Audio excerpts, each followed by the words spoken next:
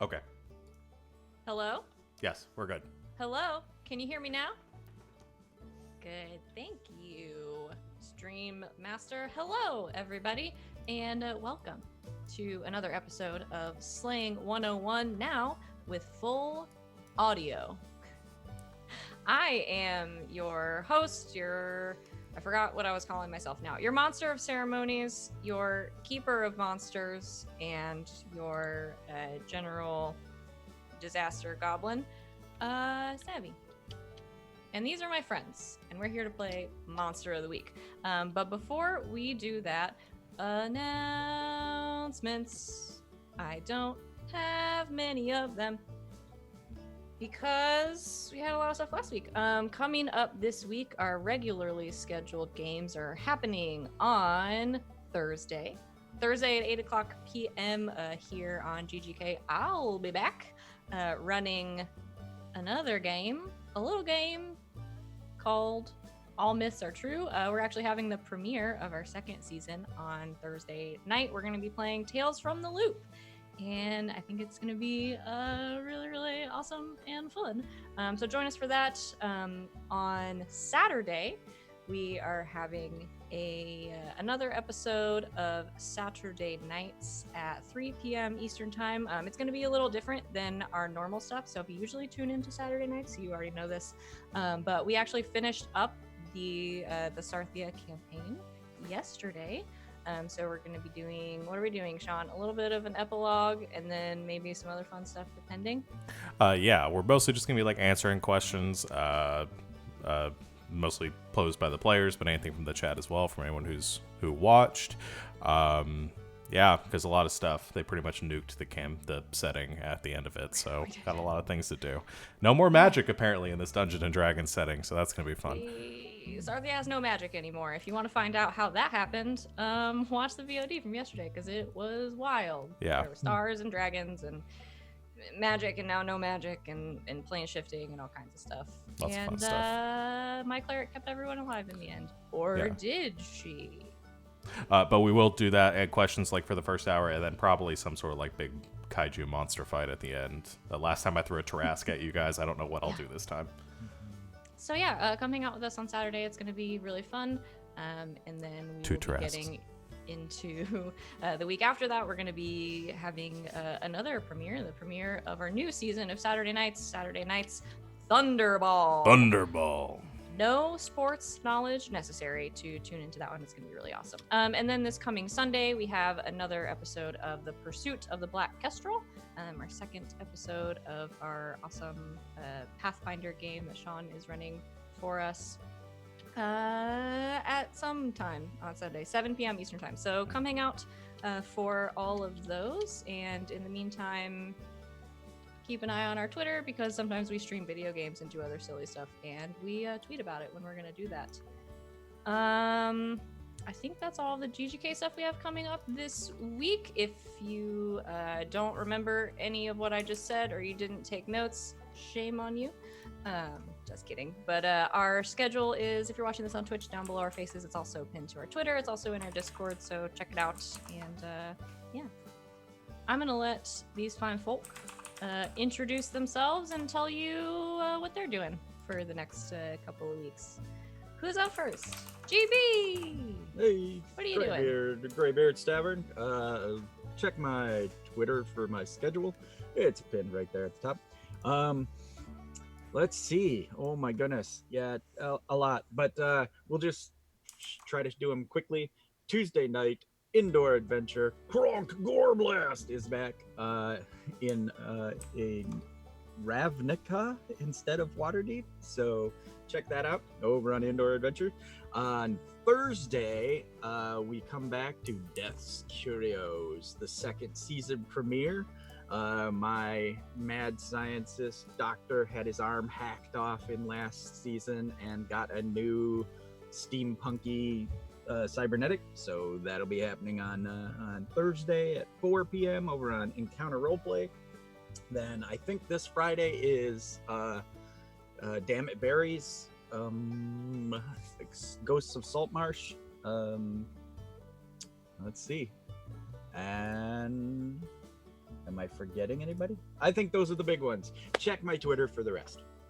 That's me, GB. All right, Sid. Hi, I'm Christina Sid. I'm at Greek Sid on the Twitters when I'm on them. All my games are this week, so I don't think I have another game after this until like the 27th. It's insane. But yeah, then we'll be kicking Peter Pan's ass over on Fem NPC. Seriously, dude, total dick, awful. Like he literally like took an older woman's job and is just like screwing it up. Like that's where we're at right now. Total dick. But yeah, that's 9 o'clock Central, 10 o'clock Eastern on Mondays, the 27th. And then we'll be coming back with Tidefall in 2 weeks. Yay! Very excited for that too. That's here. Yay! Yay. And then I'm gonna start on Saturday mornings. What's mornings for me? Over on Perverser's channel. We're doing a Tal'Dorei campaign. I'm very excited for that one too. So that's gonna start February 8th. That's like 12 o'clock Central. I'm super stoked for that. I have a very fun. My tiefling. I had to pick her Pantone color. It's living coral. If you're interested. Yeah. So very excited for that too. Yay! I'm done. Bye. Awesome. Rob. That's me. Hello. Hi. I'm Bonus Stage Rob, or bonus_stage_Rob, or just Rob's okay. We're pals. We're buddies. When I'm not here, I'm doing a what is it called? Humblewood. There we go. I almost said Alderheart, which is where it takes place. A Humblewood campaign, which is a D&D kickstarted 5th edition setting where you play as woodland creatures. It's adorable. I'm a hedgehog. I'm a cool youth pastor cleric. It's dope. I just sat there curled up in a ball and won combat. It was amazing.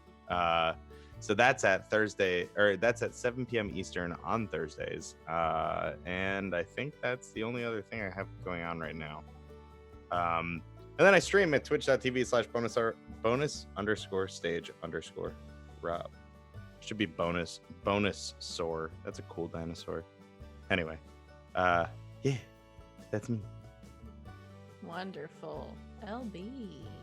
Hi, I'm LB Hackemup. You can find me at LB Hackemup on the Twitters. I just posted my new schedule. Mondays and Tuesdays on Indoor Adventures channel.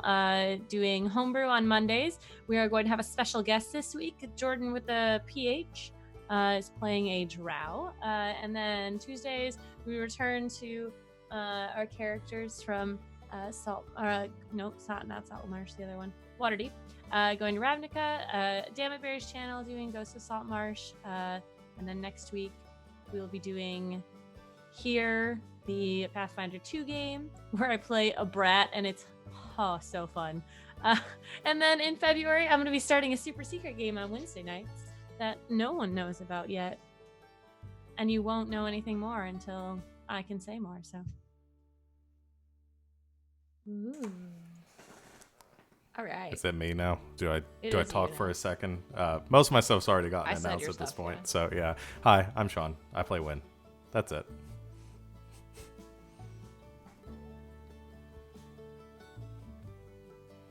You Very took a nice. drink at the worst time. I don't know. You guys kind of have to wait for me, so is there really a worse time? It's true. All Just right. make it up on our own. Oh, that would be awesome. I'll just sit here and watch my new favorite TV show, Slaying 101. All right. So, without any further ado, let's play a game. Where last we left off, last time on Slaying 101, you all were in a bit of a pickle. We finished up our last mystery. You saved a life, you broke a curse, you lied to a priest in the middle of a church. You know, all kinds of fun, exciting things happening. Unfortunately, while you were away while you were 4 of you dealing with, 4 of you, I can't count, numbers are hard. While 4 of you were dealing with the end of your Striga problem, Abby went missing.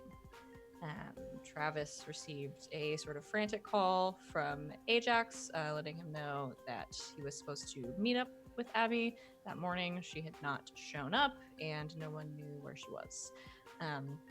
The discovery was soon made that perhaps under the influence of something supernatural or what, you're really not sure.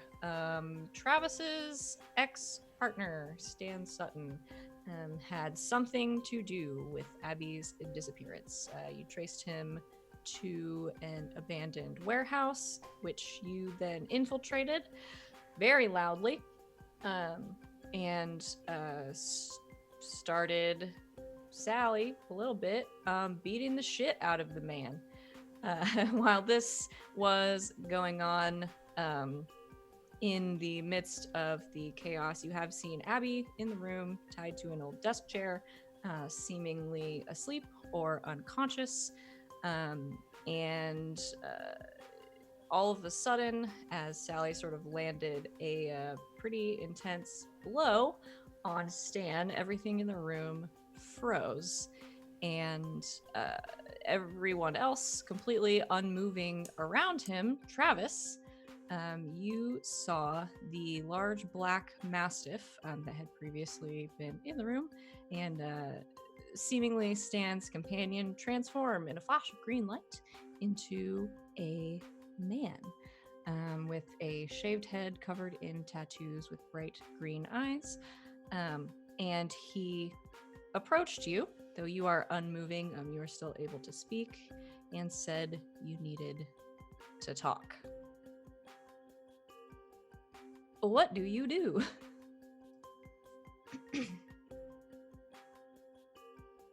So, did werewolves get like a downgrade or an upgrade? I'm not sure at this point. He kind of chuckles a little bit and says, "You insult me." I mean,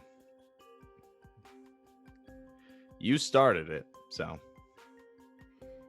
I take this form because it is easy for Stan Sutton to deal with. Yeah, He likes dogs. Yeah, he's a man of simple pleasures. So, what does he want with the kid? What do you want with the kid? Stan wants nothing with your friend. Stan is using your friend to get to you. I have made him no promises to keep this secret. And what exactly does he want with me? To kill me? Stan Sutton has wished to... what are his words? Ruin Travis Kelly's life by taking something important to him. Okay. You are Travis Kelly, I assume. In the flesh. The piece of shit that he wants to ruin my life. Yep, that's me. You have angered Stan Sutton greatly. This is of no concern to me. Stan Sutton is... I find him weak and tiresome. I do not wish to be bound to him. So, we speak. I make you an offer. Okay, fair enough. I'm glad to see that you also see what a piece of shit he is. Well, I do not get to choose the people who summon me, but I am tired of this. I expected a man who looked such as he did to be more powerful, but he is tiresome and I am tired. So, Travis Kelly, I am bound to Stan Sutton. He wishes things of me, and I grant them. Simple enough. I will not interfere in this, he sort of waves around to the chaos that is currently frozen in Tableau in the room.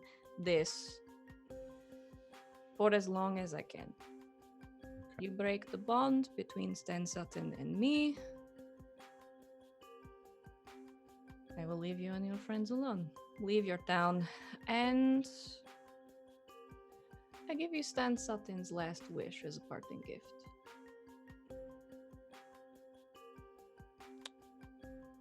Okay. Break the bond. So how do I do that? What do I make you a counter offer? How did he even summon you? Did he rub some like lamp? Like what are we wish upon a star? Did he sing a song? Like what are the rules here? It seems, he says under his breath, seems Travis Kelly is also a man of simple tastes. There are many kinds of magic in this world, Travis Kelly, many summoning rituals, many different things that can be done. Stan, in his infinite wisdom, wrote it down because he's not capable of memorizing. Find the ritual, reverse it, or put a bullet in Stan. It does not matter to me. That's tempting. I mean, are you unable to tell me what this ritual was? I mean, yeah, you've got to know how you what the rules are, right? There are certain things I cannot reveal because currently, as much as I dislike it, Stan Sutton is my master. Fair enough. Okay. Well, is one of those things you can reveal maybe what you are? Thought you had seen enough of your human films to know. Surprising as it may be, Hollywood gets a lot wrong. So I feel it's best to ask the experts themselves, as you seem to be. I have many names in your human languages. You know me as Jin. Yeah, okay. All right, this makes sense. All right, well, I guess I'll I mean, how do we approach this now? Do you unfreeze everything and we keep fighting? Do we just can I just waltz out of here and go find his spell? Like where do we go from here? Well, if I let you go, I let everyone go. But I will not interfere for so long as Stan does not ask me to. Okay, I'll can warn you Travis Kelly, if he wishes something of me, he must do it. Fair enough, you're only doing your job. May I make a simple request that you can unfreeze me right in front of him? Is that all right? Like, can I waltz over here and he's gonna walk up to where Stan is frozen? Can you just like hold it just a second? Just get this right. All right, I'm ready when you are. This seems a strategic move. I will not classify as cheating this once. Oh, there's nothing strategy about this. I just really want to do this. Ooh, are you out of the way of Sally coming down to slice him in half? Sally is sort of mid-swing with a big sword. Okay. I'm going to grab Stan, sort of move him over. Like, make sure, okay, that's good. And I'm gonna... You ever seen Click? Yes. Can I punch him in the balls a couple times? Yes. Just like, bop, bop, bop. All right. Now I'm ready for the head. All right, we're good. I'm ready when you are. Taking our cues from Adam Sandler movies. That's great. That's great. Listen, all right. Travis likes Adam Sandler. I bet That Rob checks watched out. that movie when he was like 12. So that tracks you know. for me. yeah. So all right, he's ready to punch Stan right in the mouth. Okay. Be quick, Travis Kelly. And all at once you see this another flash of green light, and where the man was standing, you see sort of off to the side he is gone, and the dog has reappeared. And Travis, in front of you, there is a moment where everything is moving in slow motion, and then it very, very quickly sort of speeds up, and you catch up in real time, and everyone is unfrozen.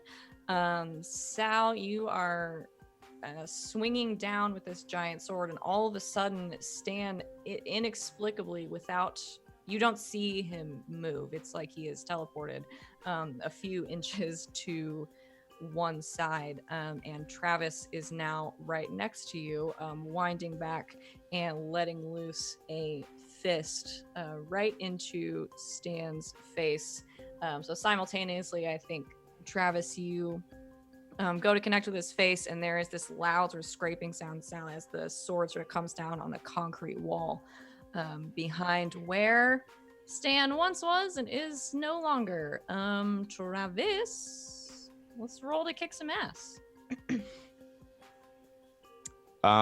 So at the top of this, I had held 2 from my what could go wrong. Mm-hmm.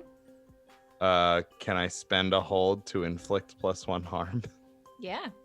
Dope. Okay. I will roll to kick some arse. So +1. It's a 7. Okay, so for Kicks Mass, you and whatever you're fighting inflict harm on each other. So, how much harm do punch do?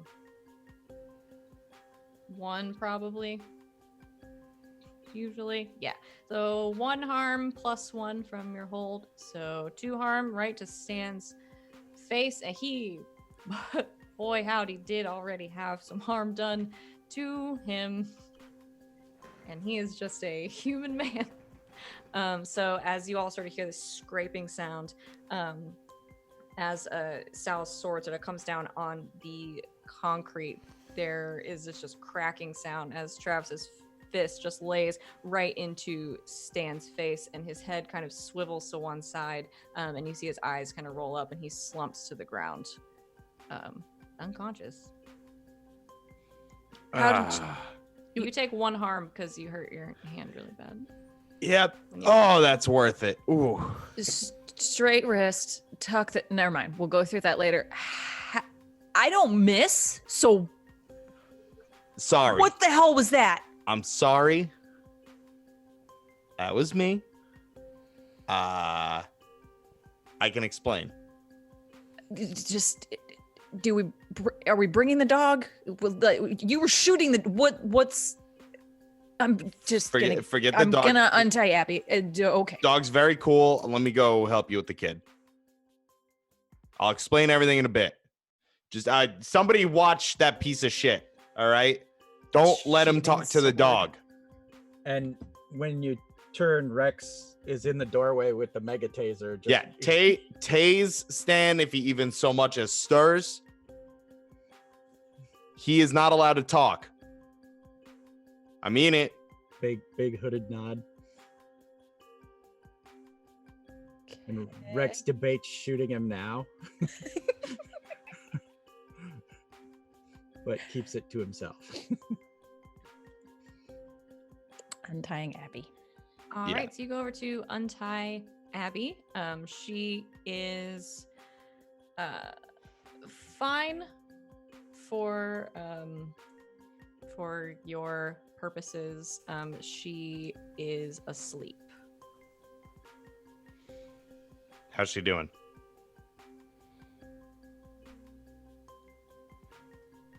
Bumps, bruises, anything like that, or just unconscious? Nope. Yeah, as far as you can tell, she is uninjured. All right, well, let's get her the hell out of here then. Is that or that coming with, or what? All right. The dog is a Jinn. No Spoke shit. with him. Real cool guy. Real chill. He unfortunately has to do anything Stan's shitty little mouth says. We gotta find whatever spell he used to summon the Jinn and release him from the bond. He wrote it down. I know, well, I feel like I would know his, like, some of his stomping grounds, maybe where he lived when we were partners, but whether or not it's still where he lives, I don't know. Pat him down. He's an idiot, right? Yeah. He probably brought it with him. Oh, true. Yeah, I'd like to search Stan. This is your friendly reminder that there are some papers and a cell phone sitting on the desk. Oh, yeah, that too. I'd like to search the papers in the cell phone. Okay. Yeah, so his iPhone is sitting on the desk, as well as a few papers with some notes kind of scribbled on them and everything, as well as some runes, Travis, you probably don't recognize, but there's some magic stuff on there probably. Those are sitting there. Let's see. Stan has his gun on him, on a waistband, on his belt, like, you know, you do. And as you're searching the desk, there is also one of the drawers at the top that is partially open, and there is this small, probably like palm size, like would fit in your palm, purplish white crystal.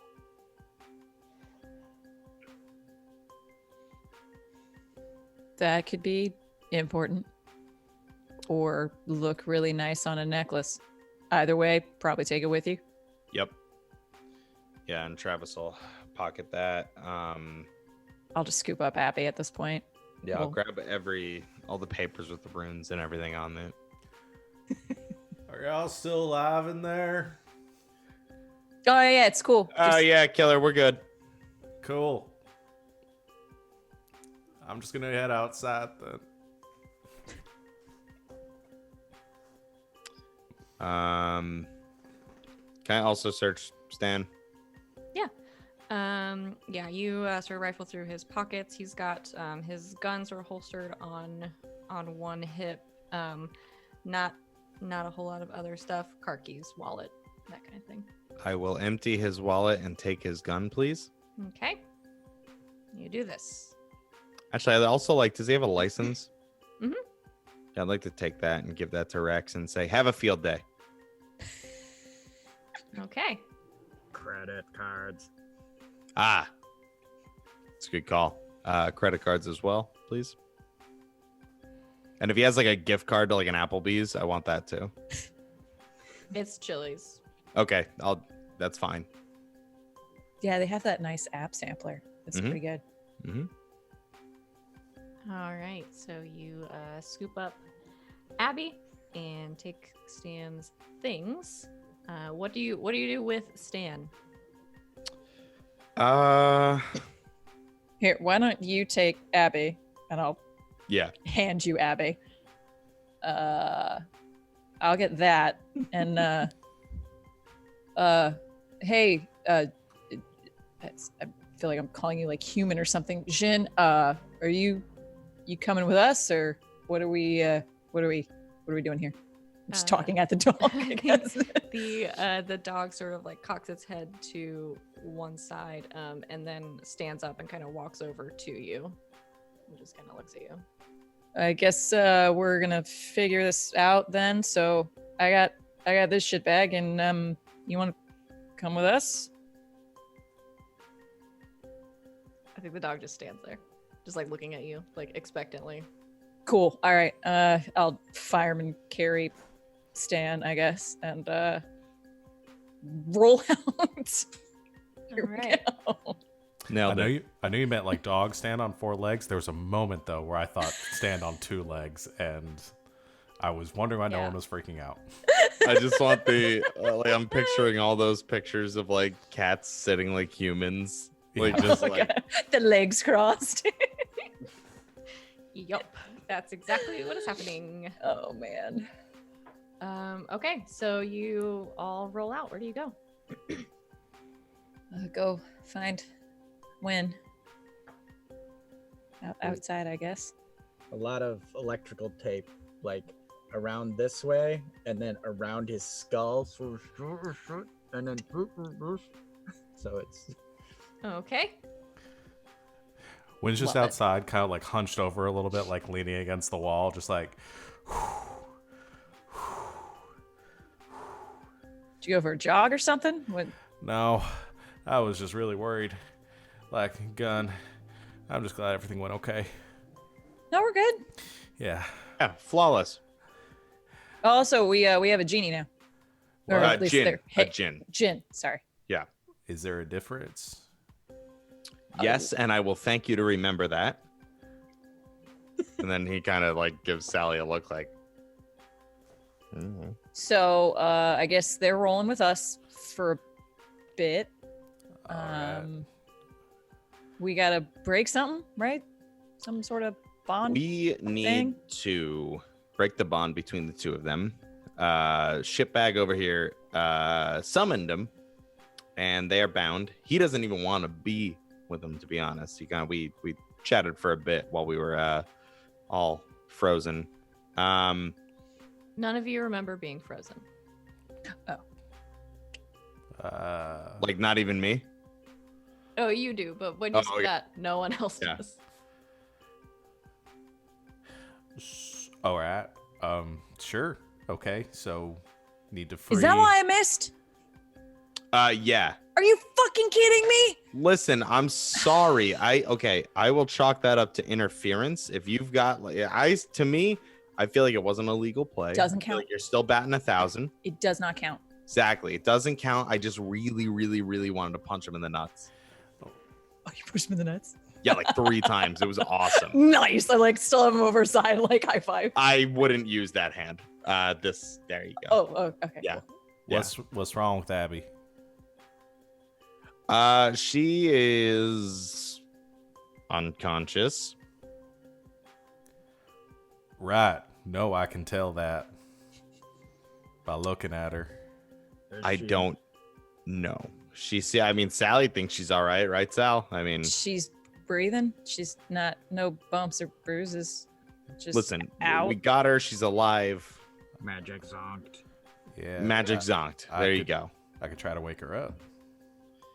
That'd be good. I think maybe we should take her back to Ajax. No offense, Wynn. he's Does a little more well versed in. Does he field. do magic? I'd never really met. I don't think I've ever met Ajax.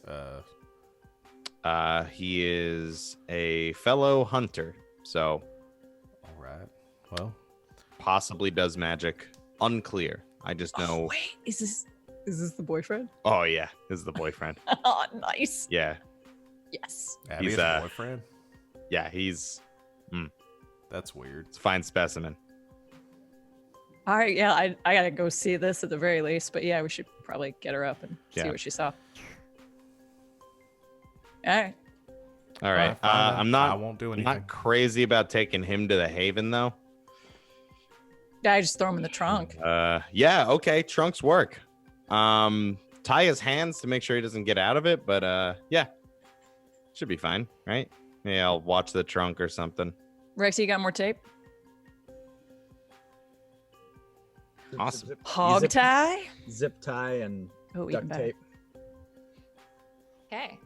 So with Stan secured, you put him in the trunk, and you all head back to the Haven. Abby and Doggo in tow. You drive back relatively uneventfully. Unload everyone. Now, are we leaving Stan in the trunk once you arrive? My vote is yes. But I think somebody should watch him. Is he like a professional thief? Doesn't he know how to? Think he might be able I to mean- get out of there? Professional is a pretty strong word for him, but So Yeah. you got snacks. You got snacks? Yeah, always. Why? Give You me want some? snacks. I'll sit on the trunk. Go figure out Abby and let me know what the hell's going on. All right. He hands you a bag of Ghirardelli chocolate squares filled with caramel. Holding out? The hell? All right. Jeez. Listen, She'll just. I had a very plop. stressful day. All I mean, right. you want one before you go inside? Yes. Okay. Have they Thank been in you. your pocket? No. Just has chocolate sludge, essentially. No, they were in. I don't know if the car would be much better, huh? It's November. Oh, It's it's a gonna say. brisk Okay. autumn day. Why did we pick I'm Georgia fine. to live in? Fine. Should I roll to see whether they're actually still? I'd like to think Travis put a little snack cooler in his car. Oh, you know what? That does make sense. I feel like he put a little snack cooler. Yeah, they're fine. It's not okay. I mean, it's by no means is it cold, but They'll do. yeah, I think they're fine. There might be a couple of them that are like squished, but tastes the same. Price you pay. All right, While- I'll hold down the fort and Okay, just so- let me know whether Abby's all right. What's going on? The dog's with us, right? Mhm. Okay. At some point, I have tried to pet the dog. I don't know when it happened exactly. But Wynn's not an animal. Okay. Like, he holds out a hand to it to like sniff his hand and see if it if it's cool, and then he tries to scratch it behind the ears. Okay. Yeah, I don't think it reacts a lot, but it sits there unless you scratch its ears. It's not a mean dog. It's a big dog. Does it have a collar? No. Okay. Just checking. I mean, I know it's a We all- gin. Somebody said it at some point, but Yes. it's still a Did dog. we all No. take one car, or did we? Now Split it that's the up. question. The dog was on the Vespa, and Because I think you did all come in Travis's car. what kind of car does Travis have? A really Oh. nice one. I It's don't a- remember what it was, but It's it very was. specific. It's in the chat. Yeah, it's very specific. The one I Abby gotta gave him. It pull was that some up. sort of hatchback or something, right? Something like The that. Hyundai. So a It's five-seater. a Kona. Yeah, you can all fit. Kona. It's a little cramped probably with the K-O-N-A. dog in the back, but Well, so Yeah. Rex Well, it ends stands up- in the trunk, so Rex This car kinda doesn't Well, in have the a hat- trunk. in the hatchback, Yeah. I suppose. There we go. True, yeah. So I guess Sally, you're just kind of like lounging in the back seat, like just chilling with Stan in the back. It's on the bumper. Yeah, there you go. and the add that dog to my got to sheet. sit in a seat, and Rex sat on the hump. in the Aw. car. All right, so Sal holding down the car outside, and the rest of you take Abby and the dog inside to Ajax, who has been patiently, as far as you can tell, waiting for you to return. Glad to see you, and I assume you fill him in on what has happened so far. Yeah. So Travis will give him the rundown. I think first, he would ask him to take a look at Abby and make sure she's all right. Like, she Okay. doesn't seem banged up or anything, but we just want to be sure. Okay. Yeah. So you bring Abby inside and put her, I don't know, on the couch. Yeah, or if she has like a medical table or something. Okay. So yeah, you take her into the infirmary or whatever it is we're calling it. I have forgotten that place where the doctor stuff happens. And lay her down. Ajax sort of gives her a quick once over, and just says, "Yeah, from what I can tell, she's fine. It's like she's asleep." Wake up, fishy. Sorry.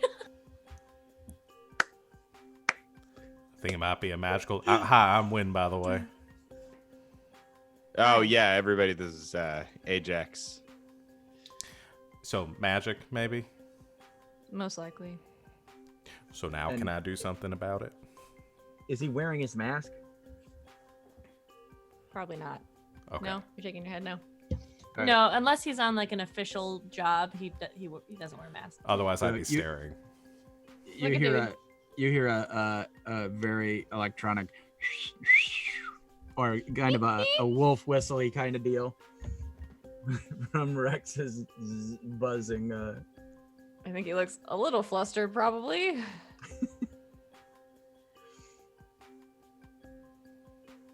So, yeah. I don't know. Probably something they did to her so she wouldn't fight back. Rex will like check and see if it's drugs. Like, because Rex might know a little thing about drugs. Yeah, I think you sort of take a look to her eyes and everything. It from everything that you guys can tell, it's just like she's asleep. It's not drugs. Good. So, Wynn, Yeah, you can help with this. I think so. I can try something. Okay. He's sort of looking at you, Travis, like, is this fine? I don't know this person. Is this okay? Oh yeah, he's totally cool. Good kid.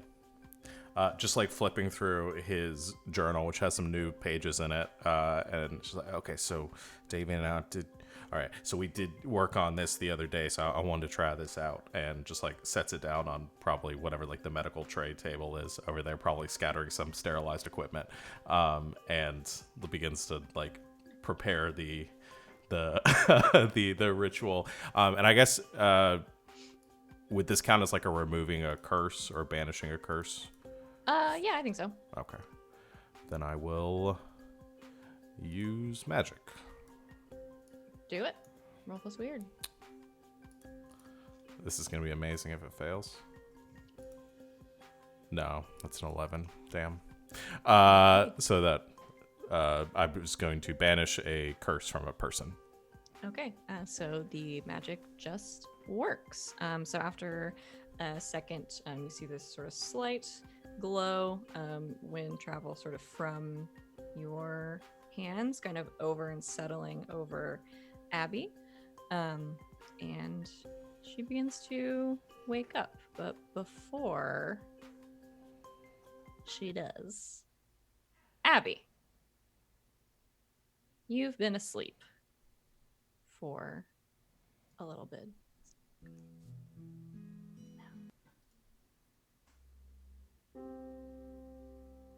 That'll work. Abby, you wake up. You wake up in your bed, in your bedroom, in your parents' house.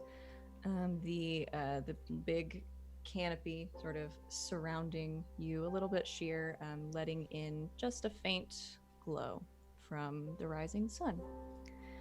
Somewhere in your room, you hear footsteps, and as you start to shake the sleep out of your eyes, the canopy flies open, and two small figures jump onto your bed, sort of pulling at the large comforter that's keeping you warm.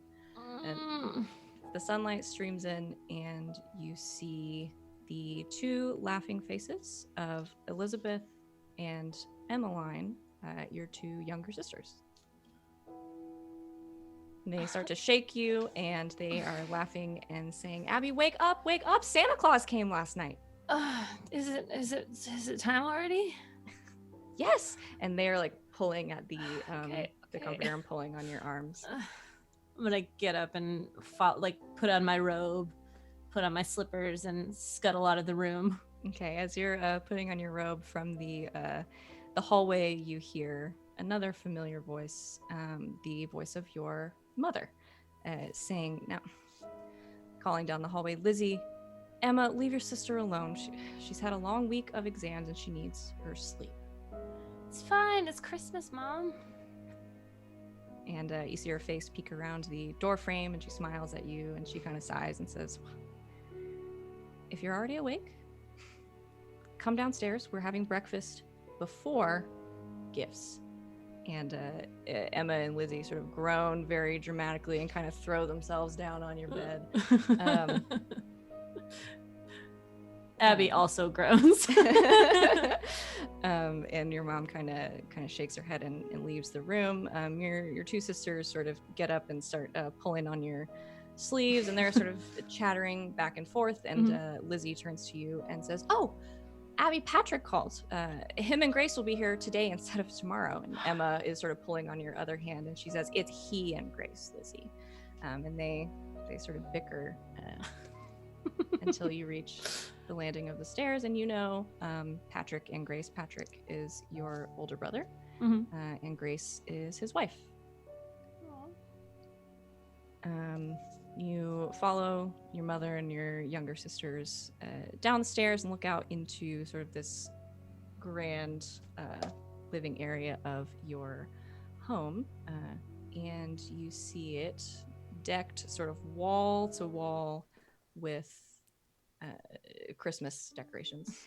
Some of them that your parents have clearly picked out, sort of tasteful and expensive probably, and then some made of paper and pom-poms made by your siblings, and a few things that you probably made as a kid over the years that your parents kept, and you just kind of hear faint Christmas music playing.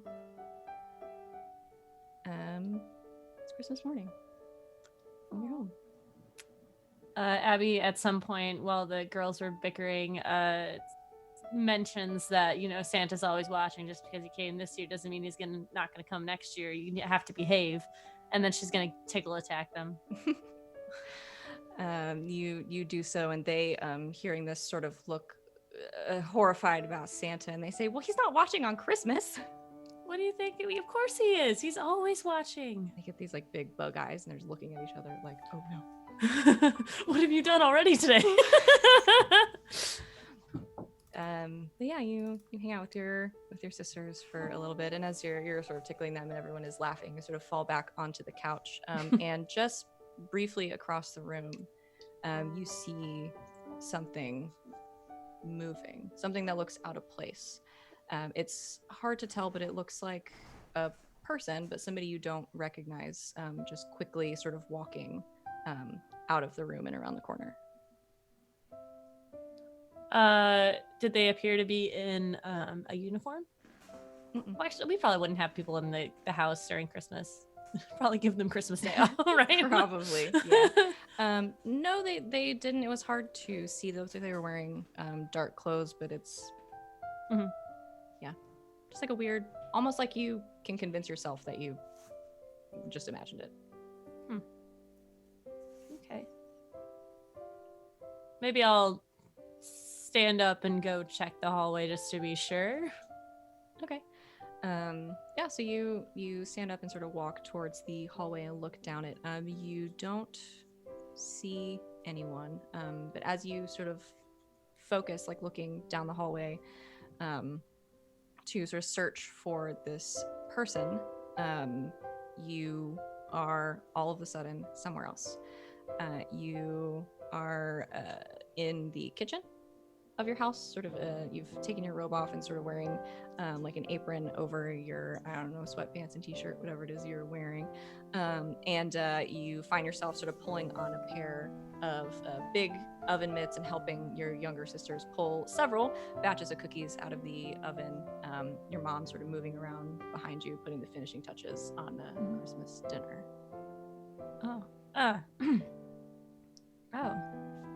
Oh, Lizzie, your snowman looks like a blob. I tried. I don't think we added enough flour. I know that baking is science, but it's really difficult. Aren't you supposed to be good at that kind of thing? Well, I'm not a professional baker. Mom says your brain is fried from exams, so. Well, yes, it's been put in the tilt-a-whirl. And as you're sort of having this conversation, your dad enters the kitchen from the dining room that is off to one side, just smiling, and puts his arms out very dramatically and says, "The table is set. My work here is done." And you all sort of laugh, and your mom kind of rolls her eyes and pushes a serving dish into his hands, and he takes it and immediately turns on his heel and goes as he was ordered into the big dining room. And as he heads back, as you're sort of watching him and laughing, over his shoulder just briefly, you see a figure that's kind of hard to make out in a shadow that's being cast, but someone, again, that you don't really recognize, standing there wearing a black jacket. And you focus in for a minute again, and you get this strange, just for a second, just distinct feeling that this is someone you should recognize, but you can't place them. Mom, is Patrick here yet? And she looks up at the clock. She says, "No, I heard from them about an hour ago. Should be another 45 minutes or so." Huh. Okay. Okay. Are you okay? Yeah, I just, I think, brain fried. I definitely use a vacation. We'll have a nice Christmas dinner and then maybe take a nap. That sounds great. If the girls will let me. We'll see. And you go back to helping in the kitchen, and then suddenly the scene you're in shifts again. You are now sitting at the large dining table. You are dressed differently, sort of casually, jeans and a sweater, like fuzzy Christmas socks probably. Your hair, in its usual long braids. You're sitting at the table, Emma and Lizzie on one side of you, and some other familiar faces on the other, Patrick and Grace, who have since arrived, and sitting across from you are your parents, sort of laughing. It's almost like you've come in the middle of a conversation, and they're like laughing at this very animated story that Grace is telling them.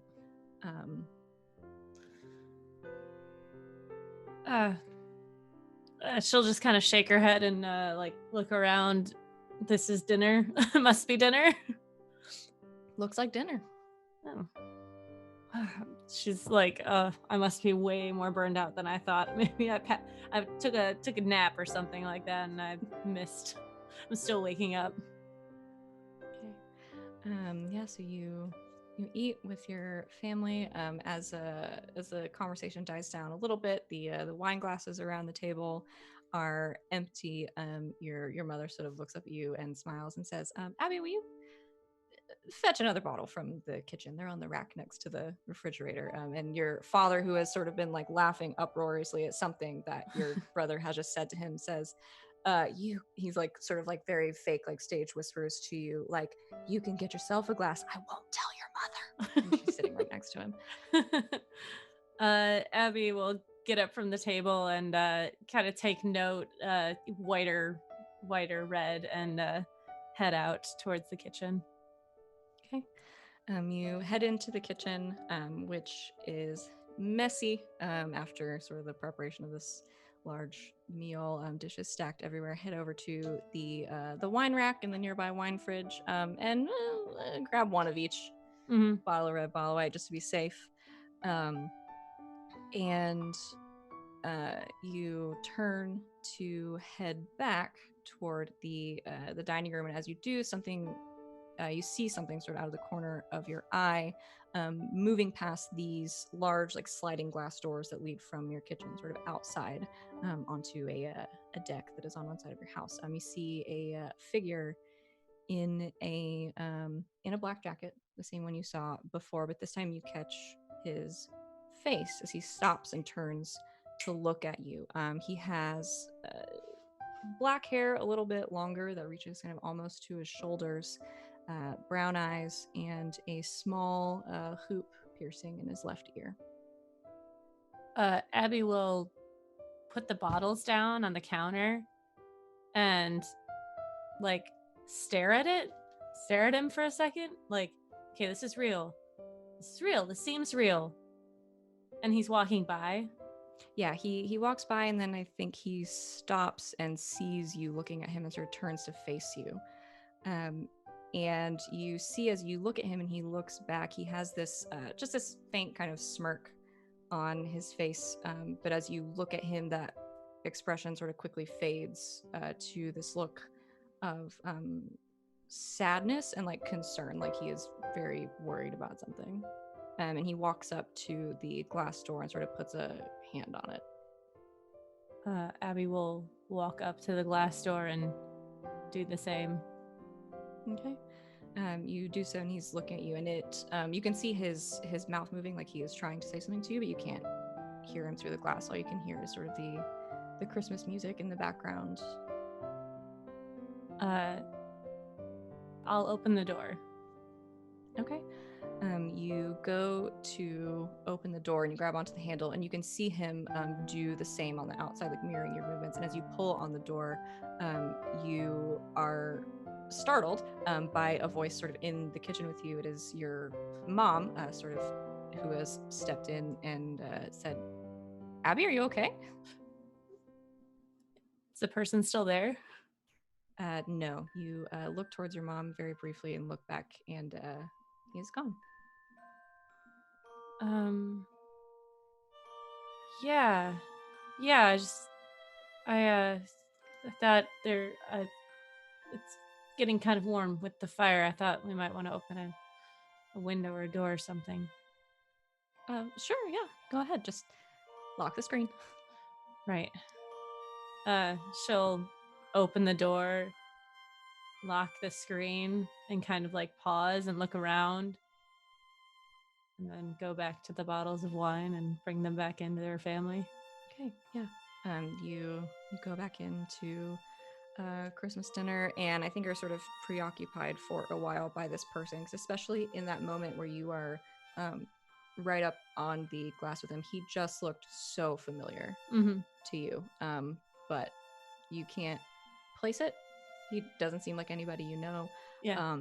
But it was a very sort of strange, comforting presence just for a moment, and now that he's gone, it feels like somebody is missing.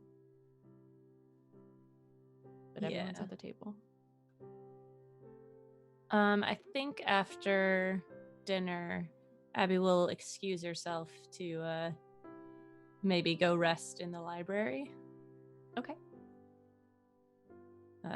She just makes an excuse like, oh, finals and papers and equations and all that still swimming in her head. Okay. Yeah, you excuse yourself. Half your family is probably asleep on the couch at this point, and you head up to the library. I'll go in and I'll get to my favorite reading beanbag and kind of pop down and take off my glasses and rubs her face, and I'm going crazy. Maybe I should take a semester off.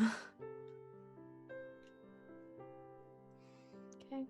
You sit down and try to lose yourself in one of your favorite books, and with the music playing in the background, you slowly doze off, and what seems like maybe a minute later, you wake up on a flat metal table in a cold room with Wynn and Ajax staring down at you, and Rex off to the side.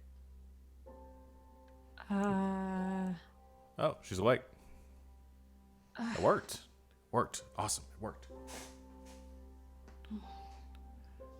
Where's Travis? I don't know. I don't know where he went. Can you find him, please?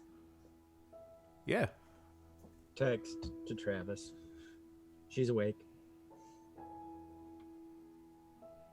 Like a couple seconds later, you hear like a crash from his room. And he's just sort of like just frantically opens the door and then like walks up and kind of does like the Cosmo Kramer, like jumps in and he's like, "All right, kid." I think Abby's gonna get down off this stretcher and just go give him a huge hug.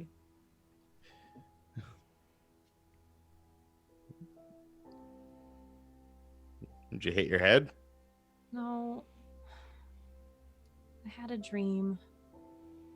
I was kidnapped. What happened? Magic zoinked. Was gonna ask you the same thing, but good to see you walking around. Means hopefully everything's where it should be up there. Yeah. I saw a dog, and the guy was Jin. arguing with the. That makes sense. Yep. Yeah. He My, put me in some sort of perfect world dream state, I think. Huh. That sounds nice, at least. Worst places you could be kidnapped. True, but there were pieces missing. I let Oh. Sally know via phone or text. In any case, we got some work to do to make sure it doesn't happen again. But if you need to rest, of course you can. We can handle it. No, I think I've rested long enough. You didn't kill him or anything, did you? Travis rolls his eyes. No. Bastard deserved it, but no. What did you do? Why is he so upset at you? Well, I haven't always been the upstanding fellow that I am today. And I'll just leave it at that. Travis, I was taken from my home and tied to a chair by a man. I think maybe at least I deserve something more than that.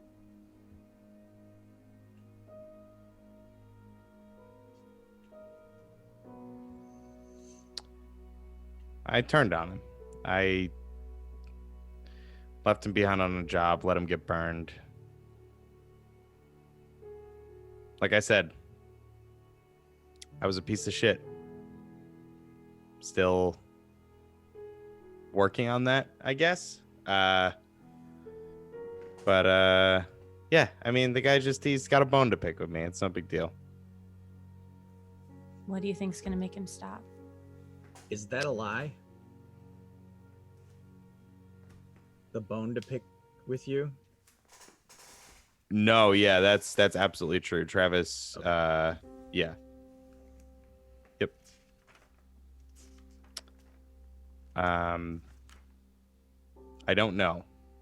But the temporary fix is our good friend Sally is babysitting him. He's tied up in the trunk of my my car, and we have to break the connection with the djinn. So, welcome to the waking world. We got another thing to fight. Well, less of a fight, I guess, more of a spell cracking sort of thing. Did you take the papers from his desk? Yep. Okay.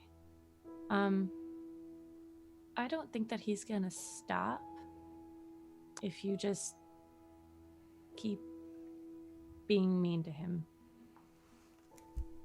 Don't tell me I got a fucking Hallmark special this where we sit down, talk about our feelings, and suddenly he's not mad at me anymore and we kiss and make up and live happily ever after.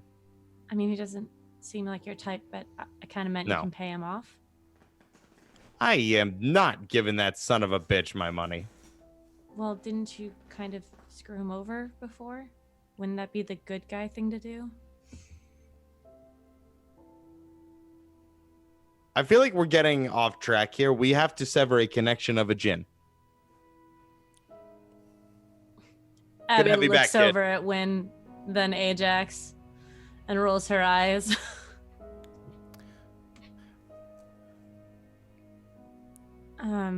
Okay, I've never dealt with the djinn before. Ajax, do you have any ideas? At this, Ajax kind of half shrugs and is like, I mean, I'm sure we can figure it out. Based on my extensive research on the subject, once he makes all his wishes doesn't just like go away. What was his wish? I don't know. He wished to take something that was of great value from me to get to me. So, Yeah. You're welcome, kid. I appreciate you. How did he find the lair? I imagine magic mumbo jumbo, right? Maybe. I mean, I guess if you wished for it, how powerful? Well, are these did you? things? Yeah, so you got a call and you dipped out real quick. Did you actually get a call? Like, what made you come back here? I got a message from Ajax. And you sent that message? Oh. Well, there you go. So Maybe follow maybe me? he didn't even, maybe you didn't get to the lair is what we're saying. No, I was definitely here. Yeah, we saw Wait, the where's my- security footage. Oh, that's right. Cameras. The security footage. I forgot about that. Did he have any magic items on his desk? Crystal. Who? Sutton? Yeah, he had a purple crystal dealio and some like runes on the papers. Abby holds her hand out. That's mine. What is it? Magic flashbang? And I've just been carrying this shit around? Oh my god, take it. It's not like you Jeez. crush it and it works. She puts it in her pocket. All right, cool. Give me all the information. We'll lay it out. And where is the djinn now? It's just in Is the he other up room. there with Sally? Oh, he Oh, came down with I us. thought it came with us. Yeah, I think as you say this, you hear a little like clacking sound of like a nails on tile, and you just see this huge head of this black mastiff kind of poke its head around, and then Abby, I think it sees you, and then it kind of backs off based on your last reaction to it. It's like Yeah. backing up, and just kind of looking at you from like one side of the doorway, like one eye, like Yeah. is this fine? Are we okay? Abby takes a sidestep behind Travis. I don't know if Travis would know this. Abby's actually really afraid of animals. Like, she's really afraid of like dogs. Oh. And I mean, like, she's been around horses and stuff, and she's afraid of them too. But like, in general, she's just really afraid of animals. Oh yeah. I mean, if it makes you feel better, he's not actually an animal. I know. I met him. Oh, good. So you guys are acquainted. Kind of. Can you like be a person again? As you say this and sort of wave your hand magic style, yeah, there is this flash of light, and the djinn sort of stands up, looking like a human again. Much better. I apologize. It's much faster to travel 4 legs. Yeah. So I assume you can't help us break this contract? Not technically. Okay. Do you want to wait outside? Or can you just not interfere? Would that be okay?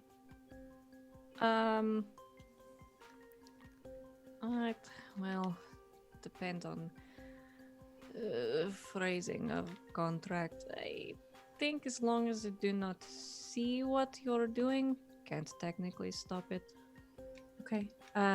She points over to the lounge section of the lair, the Haven, and she says, "There's Netflix and Disney Plus and everything if you want." Excellent. I can watch The Mandalorian now. Yes, and Rex is that said, Rex is headed there with him. He's useless here. Dan talked for a week non-stop about Baby Yoda. I have to know. Abby's gonna walk over to Ajax and kind of like give him an awkward hi. And then she's gonna say, "You haven't met Sally yet, have you?" No. Okay, good. Should I be worried? I've told you about her strengths. That's why I'm asking. Yeah, I don't know. She's kind of been like momish around me, so I would just avoid it. I mean, you did get kidnapped. Yeah. You get a text. So am I sitting around with this shit bag or can I come inside? ... Right, you've already got like pics of the Yeah. boyfriend. That's already been sent because there's no way I'd leave you out of the loop.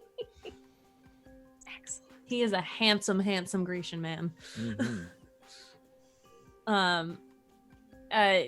Abby's going to pull out all the paperwork and kind of put pieces together of how to reverse cast this. Okay. Research. Ajax, research. What's everyone else doing? Watching Disney Plus. Mandalorian, duh. Rex and the Jin. Jin, who I guess never told you his name. He has one. But you didn't ask, so you don't know. Frankly, Travis was afraid to ask. At some point, I did send a text to Trav that says something like, "Should I?" After that whole heart to heart, and maybe you should be the nice guy talk. Rex sends you a note saying, "Should I be downloading kitty porn to this guy's account still?" Question marks.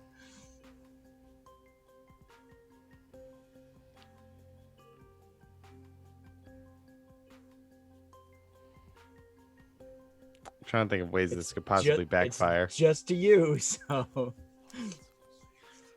I don't know, The looks man. on your collective faces are just. Everyone's having so many emotions right now, and they're all different. And I'm just trying to take it all in. I'll get back to you. KK. And then I zip back to Mandalorian, and I've got the like Xbox controller because we're watching it through Xbox One or PS5 or whatever Abs would have at the house. And so yeah, and I hit the unpause and I look over at the Jin and I'm like, "It's all right." It's okay. I would like to talk to the Jin for like I don't know how much he'll talk to me, but He might. that's what I'm doing. Okay. What do you say? Oh, I just like saddle up on the couch or like sit across on the ottoman and just be like, "Hey, I just got like quick. Can you answer a question if I ask it? Is that cool?" Yeah, he just looks over at you, Rex, like, And I hit B. I pause Sorry. it. What is it you wish to know? Can you tell me how many wishes he gets? 3, How many has he made? 2. Do you know? So, what can you tell me what the 2 wishes were? They've already happened. Don't see why not. Oh, wished for way to get into here. Find information about Abby and set trap. And set trap. All right. Some pretty dumb wishes. Yeah. He is not smart man. So, can you do? Are there like rules? Can you like not bring dead people back to life and can't make people fall in love with you? You know, Aladdin stuff. The rules are you may wish for whatever you want. I will fulfill this as best I can, and all consequences are on you. So it's like a monkey's paw sort of thing, and like you don't really get what you want. Yeah, lots of people get what they want. At least 3 of your presidents have wished themselves into office. Again, consequences not on me. That makes sense. Okay. Not going to tell you which ones. So once you're free from the steel, you just go back to where you came from.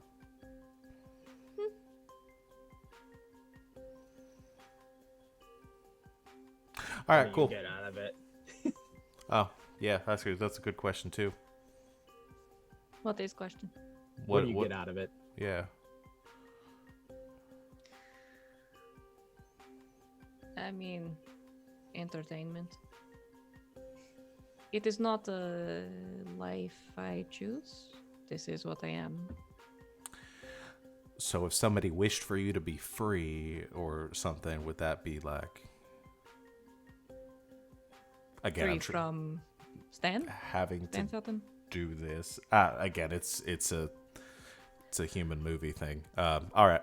I don't know what else I would do. Perhaps go to Disney. Sweet. Cool. Maybe I go to Florida after leaving Georgia. Is it better than here? Define better. Hard to do. Yeah. Consequences. Depends on- I swear, the place is full of gin. Depends on your preferences. All right. Well, that's it. I just wanted to know. Thanks. You can watch your You're show welcome. now. Thank you for permission. And Rex on a tablet has queued up the Mandalorian spaghetti western thing that someone did, and we watched that before I hit A again. He's good. Sally's gonna storm in at this point with the hog tie over her shoulder. I'm sorry, I got really fucking bored. I'll keep him away, but like for real, like I ate all of those chocolates. They're good, right? I mean, they were really good. You see everyone, Travis and Abby and Ajax, Wynn sort of leaving the room and sitting on the couch next to Rex, a tall, sort of tan-skinned man, bald hair, bright green eyes, just covered in tattoos. Better look. There are Ooh. so many of you. Oh, what's your name? Ixto. Ixto? Yeah, Sally. Nice to meet you. You're not human. You Define look human. This confused me. Right. So where do we put asshat? I'm assuming away from Ixto here. Oh, there's that unfinished part of the cave over there. It's kind of roomish. Is there bat shit? There are no bats in this cave. As I keep telling Travis. Fine. She'll just go plop him over there. So, is this Ajax? Hey, This is Sally. We're doing research.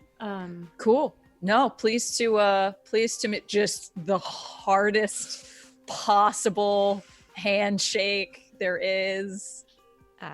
He doesn't flinch. Although I think you can probably smell the fear on him. Nice. Nice to finally meet you. Yeah, likewise. You have any particular intentions for our Abigail here? Oh my god. Well, I'm helping her research gin. Is that what the kids call it these days, or? Oh my god. it's just. Sally, Oh, do you mind? Yeah. the smile does not reach his eyes. Nope, not at all. Nah, just leans in, pats him. You heard her, we'll kill you. All right. Mandalorian. Cool. It is good. I do enjoy the Baby Yoda. Friggin' adorable. All right. I'm so sorry. Just petrified. This man has faced monster after monster. That's what scares him. Okay, so you, some of you sit down to watch the the Mandalorian, which I promise we're not gonna spoil. Chat, I can't spoil it. Haven't seen it yet. I'm way behind, so no spoilers from us. But as you continue your research right now, we're gonna go ahead and take a quick break because we are as we're reaching our halfway point. So very quickly, just the next few minutes, we are going to break, refresh our drinks, our snacks, our sandwiches, ourselves, and we'll be back momentarily to see how this all plays out.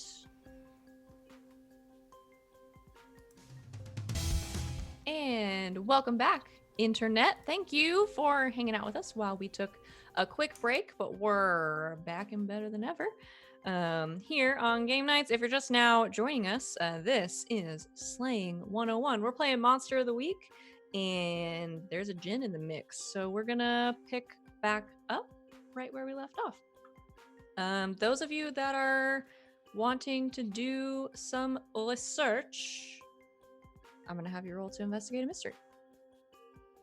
Should I roll +1? Because people are helping me? Let's see. Or should we all roll?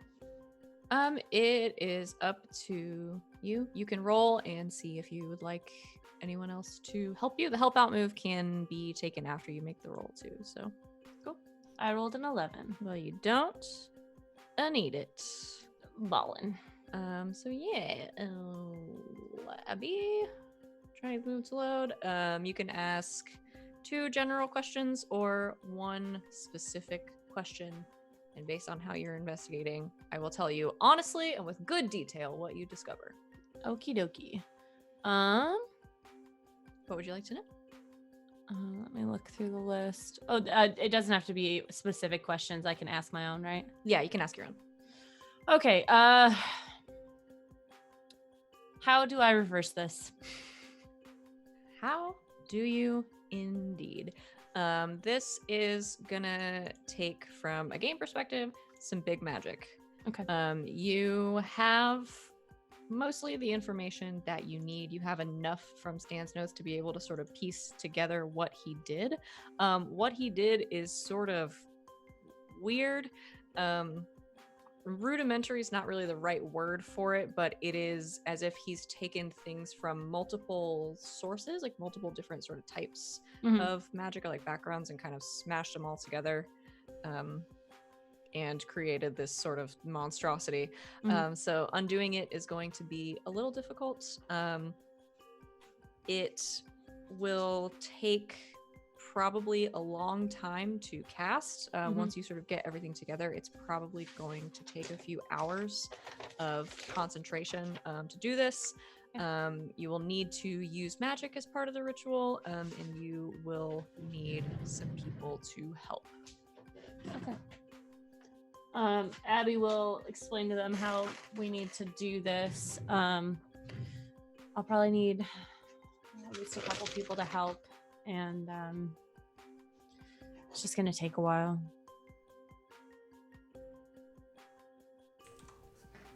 Whatever you need. Cool. I guess we're gonna have to do this here, right?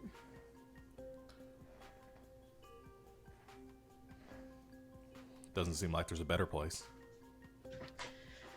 Okay. I think I should have all the supplies.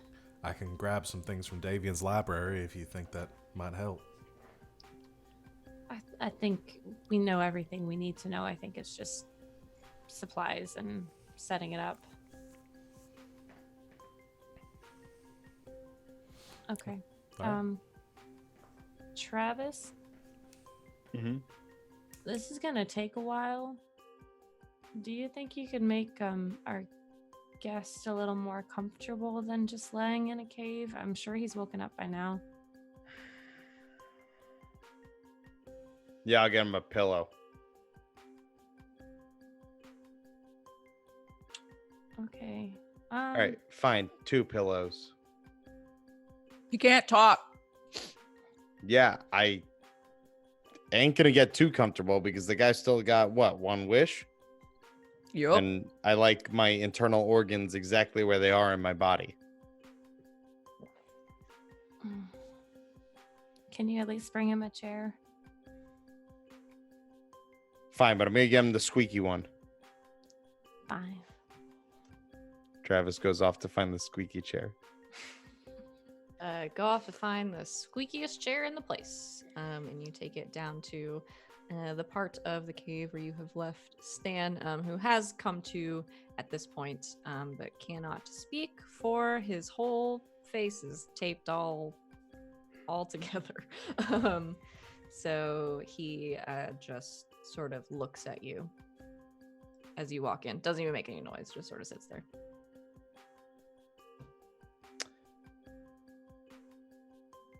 Sorry about your nuts. I do kind of feel a little bad about that. It was funny in the moment. Anyway, here's a chair. I'd offer you something to drink, but I don't want to untape your mouth. So You poke a straw. nope, not doing that. Thank you, though. I'll be back. Just sit tight, and I will. Is he like, I guess, laying there? He is sort of managed to like sit up, I think, against Okay, one wall I'm at this going point. to help him into the chair. Okay. If he lets me. He does, but as he sits down and you walk away, he kicks you in the shins. Now, this place is huge. Deserve right? that. So we didn't hear him. If we were watching The Mandalorian in the other room, we didn't hear any of this exchange about get him a chair and all that. Okay, good. And we'll prep the spell. So the two of you prepare the spell that you are going to do as Travis comes back. I am gonna have who's helping? Who's doing it? I think Wynn should do the spell, and Abby will help. Okay. That works. All right, then I'm gonna have you roll to use magic. Can we have Ajax help as well? Sure, why not?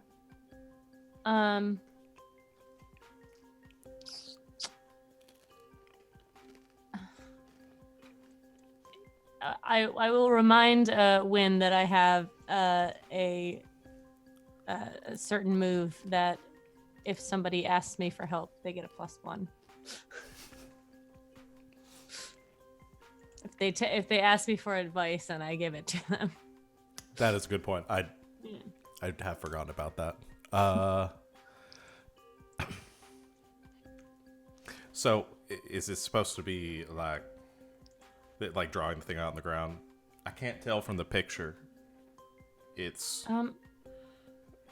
is the line supposed to go this way or kind of at a 45-degree angle here? I think it's curved. Most of the time this is Arabic, so it's probably curved. All right.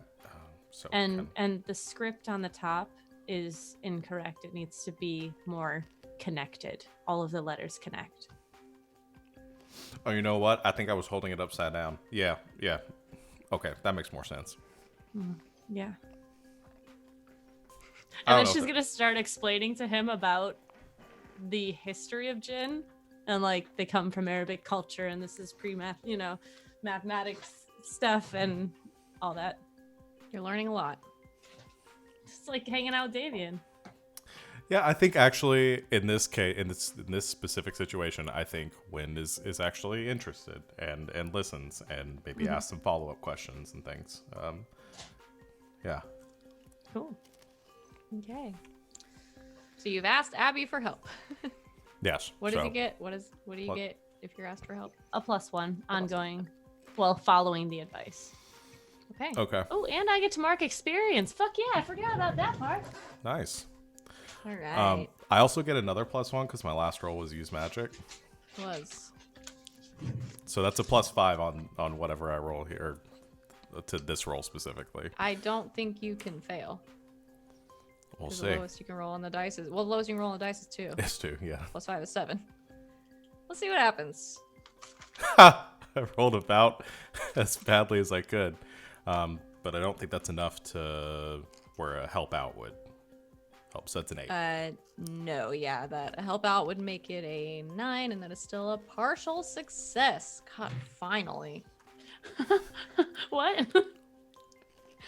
Every time he rolls to use magic, it's like 17. It's been absurdly good for the last couple sessions. It's actually been I'm not gonna frustrating lie. for me as someone who really likes to see things go bad. Okay, so you get a glitch. And you choose the glitch, not me, right? No, you do. It works imperfectly. Choose your effect and a glitch. The keeper will decide what effect the glitch has. Oh, gotcha. You can pick one.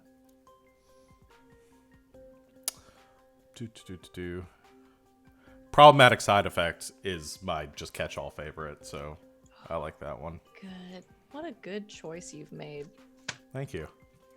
Good. I live to serve.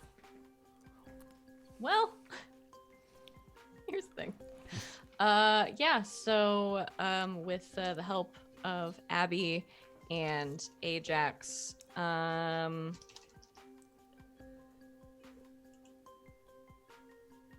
let's do this now. You cast a spell. You begin to cast the spell. It is going to take a while. It's going to take probably about 4 hours of your time. So sitting here with Abby and Ajax, sort of swapping in and out, sort of helping, and probably keeping everyone else sort of out of the room, out of the space. You do so. You begin the ritual. What are the rest of you doing for this time? You got 6 hours of Mandalorian, man. It's I'm all good. Okay. Power through. And keep an eye on Shitbird. Yeah, I think at some point, Travis will go over to Rex and kind of be like, "Can I talk to you for a second?" Big nods. Comes with you. Can we just like maybe dial back what we're doing to stand? I feel like we crossed a line. I should have been more clear. Rex was slow nodding, and then they stop. How about we delete all that stuff and maybe we, you know, take a couple $100 from his bank account. Slow nod. And then he's like, and kind of thing. And like,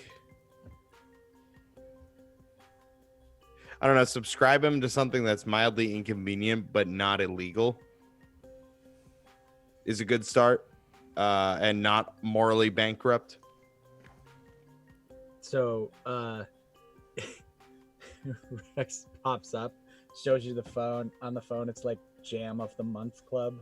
I love that. That's amazing. Oh, and then the hood bobs a lot, and then he's got a list of like churches, like Mormon organizations. Yeah, okay. All right. And maybe we can there's a website you can send people a bag of gummy dicks. Can we send them one of those like every month? On his dime. On his time, always. And I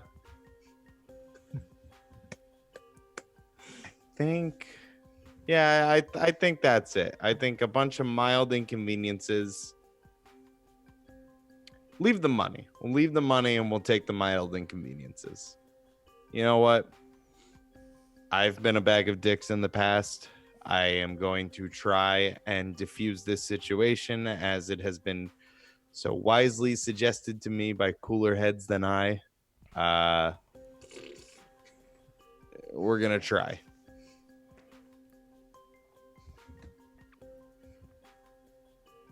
But I And then- appreciate you jumping at the chance to ruin a man's life on my behalf. you get something like, no problem, anytime. Good talk. Enjoy the Mandalorian. That's the way. And Rex let it play while he walked away. So. How you know it's real. Mm-hmm. Okay. Anything else?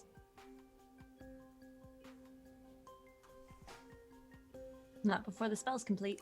Done all I can. All right. Me too. So, Watching the rest of Mandalorian, you- eating chocolate. so the rest of you sitting around having snacks and watching Disney Plus with a gin. Boy, I will say that while they're watching this, every once in a while, they'll get like snacks delivered to them by Watson. And Watson is like, he's Alfred, basically, but he is like, he is just there sometimes. Like, he'll just appear over your shoulder. No one hears him, no one sees him walk in. He just has a tray of food and sets it down, asks if anyone needs anything, and then slowly walks away. Watson's Does a he do ghost that? calling it. All the time? Slips. All the time? Oh yeah, you get used to it. It's kind of awesome. I've been actually meaning to ask him how he does it, because I think that would be very handy in my line of work. Rex is nodding like respect, because that's what Rex does. It's a skill. And Rexy I pushes the boundaries of like, can we get this? Can we get this? Can we get this? You know, kind of thing. When he comes down to stuff, Rex is like, it's because, you know, it's like Cliff Bars and fast food for Rexy. So this is the first good food he's had, probably. Yeah. Does in- Tony and Tony's Boston Market deliver here? Can we get that? Not to the cave. I think he thinks about it for a minute, and I don't know. Is Watson British? What does Watson sound like? Does he Oh yeah, talk? sure. Yeah. Great. I'm not about to do Sir Michael Caine, so don't everybody look at me like that. But yeah, no, I think you asked this, and he sort of thinks and says, "Well, I suppose we could have it delivered to the house, and I could bring it down for you if it would please you." Totally please me, man. Totally. Totes please. That would be amazing. As you wish. Awesome. You look away for a moment after he gives a polite bow, and you look back, and he's gone. That's not cool. Like, I don't have humans sneaking up on me. That's not about it. Not gonna say, don't shoot. Maybe you're just slacking, Sal.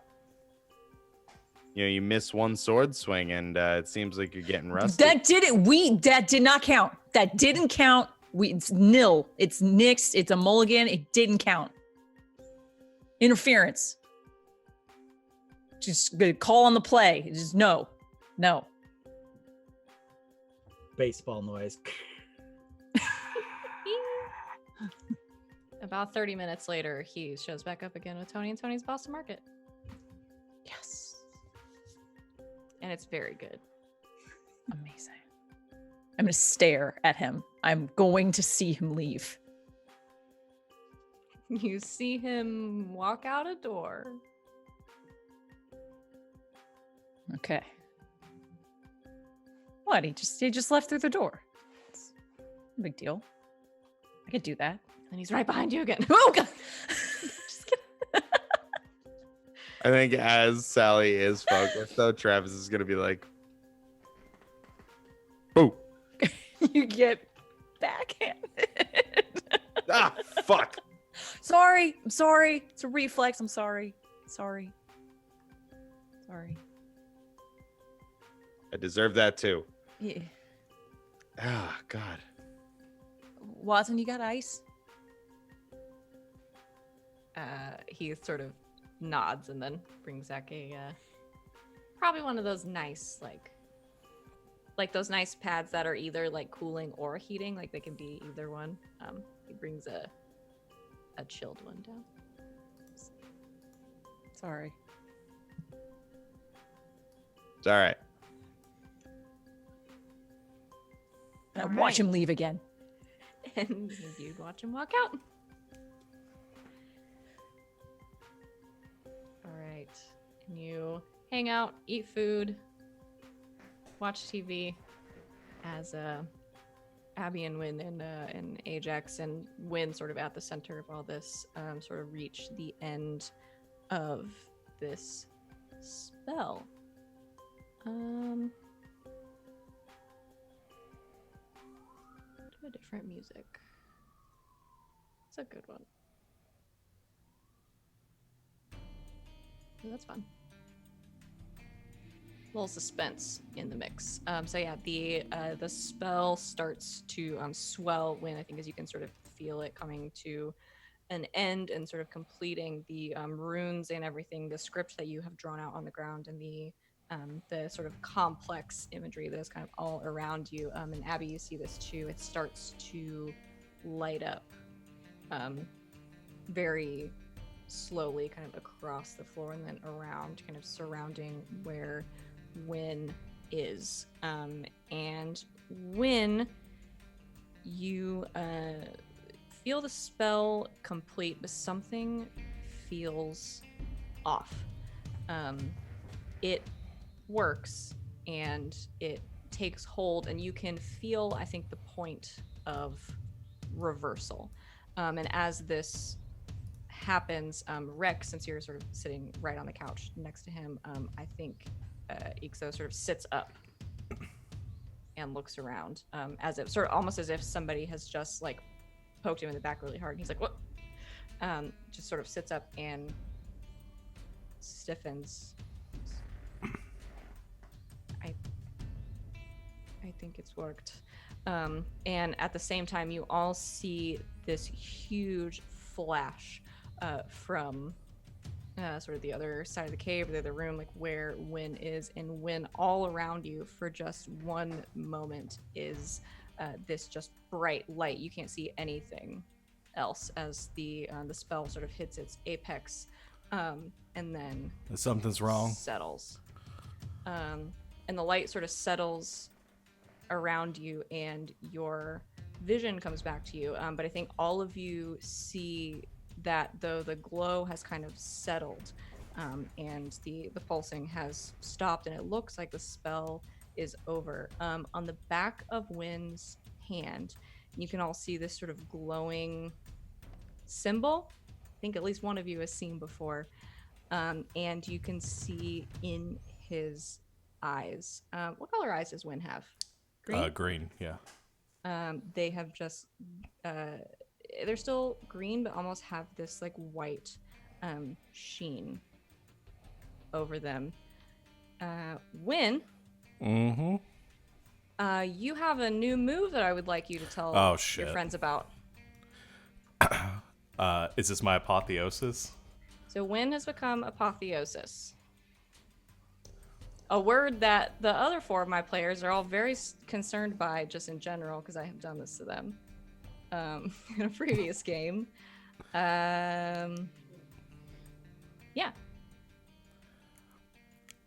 You become a terrifying font of mystical power, Mm-hmm. I think is how the move goes. You now have lots of powers, and all of your temptations. Yeah. I think Wynn just stands up. Do I feel like the spell has, like, that the spell was successful though in separating the Yep. Jinn? Okay. Yeah, but there was some sort of backlash that you were not prepared for that has sort of taken hold. We all saw the big old flash, though, yeah? When? Actually, I think it worked. Everyone alive in there? Yeah. You okay? Yeah. Yeah, I'm fine. You're looking a little glowy there, buddy. What do you mean? Your eyes. Your hand. Don't worry about it. Where's the Jin? And I just start walking out of the room towards it. Ajax. Ajax, I think, is shaking his head like, I don't know, residual magic, maybe? It should wear off, Right? as far as I know. Just Wynn start walking into the crash pad area. Yeah, he sort of walks into the main room, and I think hearing footsteps, Ixo sort of stands up off of the couch. And I think you see very briefly some of the, those of you that are sitting in there with him, these tattoos that are kind of along his arm just sort of glow very briefly, and then settle again. What's Goes that? I suppose it is the bond breaking. That's good? It is what you set out to do. And I think when he sort of locks eyes with you and says, "Well done." His last wish. I want it. I promised it as a parting gift. What is it you Whoa. wish for? What are we gonna do with it? I wish for the power to heal my father. What? It will be done. And he, in this sort of brief glow of green light, sort of disappears from in front of the couch, appears in front of Wynn, and Wynn puts 2 fingers to your forehead. And you all see the symbol on the back of Wynn's hand, and his eyes glow this like bright white again. And then it settles. He says, "Anything else?" Wynn just turns and starts walking out of the cave. I mean, you can stay and watch the show. I'm gonna be right back. Whoa, Wynn, hold up. Doesn't stop. Rex Not hits stopping? B. Mm-mm. Chasing after Wynn. Hey, Sally. What the hell just happened? I think it's just a residual magic thing. Did That's- you know his he dad just- was sick? I got an inkling about something. I wasn't spying on people. Don't worry about it. I don't know what you're talking about. That wasn't residual anything. He just took a wish. Like that's big stuff, right? I mean, it could be, but if he just got the power to heal his father and his father's sick, he's probably just gonna go there. That's not something that we should. Well, with, it didn't right? exactly work all that well for Fucksteak over here. So, you really want to test out some big magic on his dad? I just don't know if it's our place to question what he's doing. I don't like this. I think at least Avian should know, right? Yeah. He knows Wynn better than us. And when Eastek stood up, I hit B. And then when after the whole exchange and Wynn just walked away, Rex knowing what's going on, he's like, just hit A to finish, and he hands the controller to the Jin, and then coat flapping chases after Wynn, Okay. and then just says, "I'll drive you." Are we outside the cave yet, or? Yeah. Steps outside, says, "There's no need," and flies away. Rex is like kick ass. Yeah. And you all see Wynn take off like a bat out of hell into the night. He flew away when Rex walks back in. He did what now? Flew away. That's new, right? That's new. Mm-hmm. Did he have a gem or anything? Did you teach him to fly? I thought you were gonna teach me, Sally. It's What not the a fuck? teaching thing. It's not. It's just a. I'm gonna probably go after him now with the whole flying thing. Maybe. Yeah, that might be a good idea. Okay then, and I will go and fly and try to Okay. find him. I don't get to fucking do anything around here. Jesus. Now I'll text Sal a little bit like his dad, big deal, be cool, kind of thing. I'll text Davian and explain to him technically what happened. Is the Okay. Jinn still there?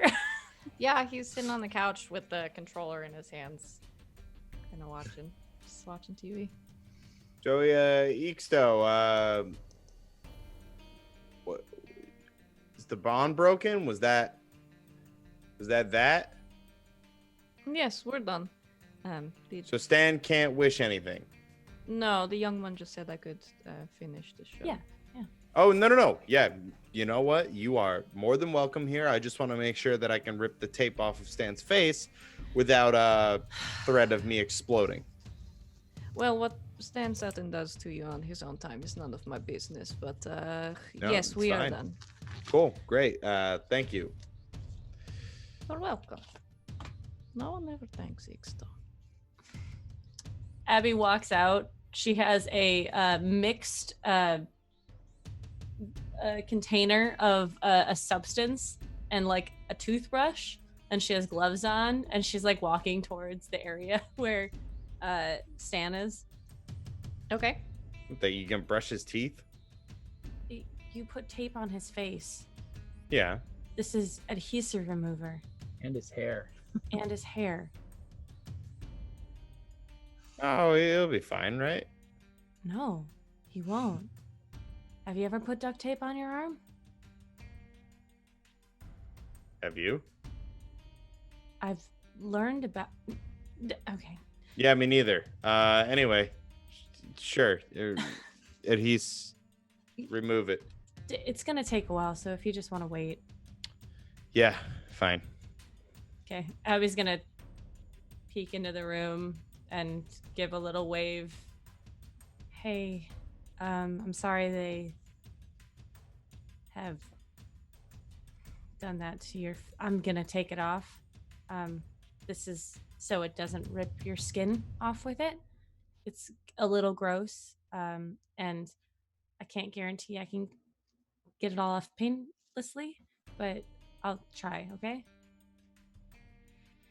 Okay. And she'll Travis. She'll take time and go brush by brush and try and remove it from it. Like his hair is just all sticky or not sticky, like lubed up, and it's actually quite moisturizing, but not for the hair. Okay. So yeah, you spend some time working the tape off of Stan. While that is happening, Sally, you're fast enough. You have super speed or something, right? Mm-hmm. Preternatural speed, yeah. So you sort of chasing Wynn out of. You see, I think, him sort of flying over the city. Wow, this game is really taking a turn, huh? Woohoo! Yeah, and you start to gain on him. Wynn, where are you going? You're muted. I was muted. Sorry. I guess it depends on how fast I can fly. Because if it is a matter of Faster than you can walk. if it's faster than I could drive home, then I am flying to my parents' house. Okay. Yeah, I think you get about 2/3 of the way there, and Sally catches up with you. Hey. Why are you here? Following my friend who's flying. That's a new one. Don't think I've ever said that one before. Just go back. Yeah, I'd feel more comfortable if you've just got someone that's got your back and, make sure you don't explode with tons of power or something, because that was a little intense, I'm not gonna lie. I don't see anything wrong with it. Just the eyes and the thing and what's that, by the way? What's this? I don't know. Not a little concerned about that? Not right Random. now. Okay. What we're doing? I'm going to fix a mistake.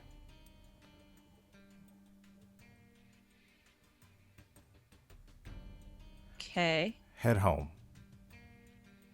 Before I make you. Excuse me? I don't want you here. Leave. Look, I don't want to get into your personal business, but again, the whole wish and flying and the eyes are really creepy. Like I don't judge, but they're really creepy, and this is a thing. And I think it's a thing we should probably talk about before, you set a lot of very powerful stuff into the world. So I'm trying to help. Well, you're not. You're just getting in the way.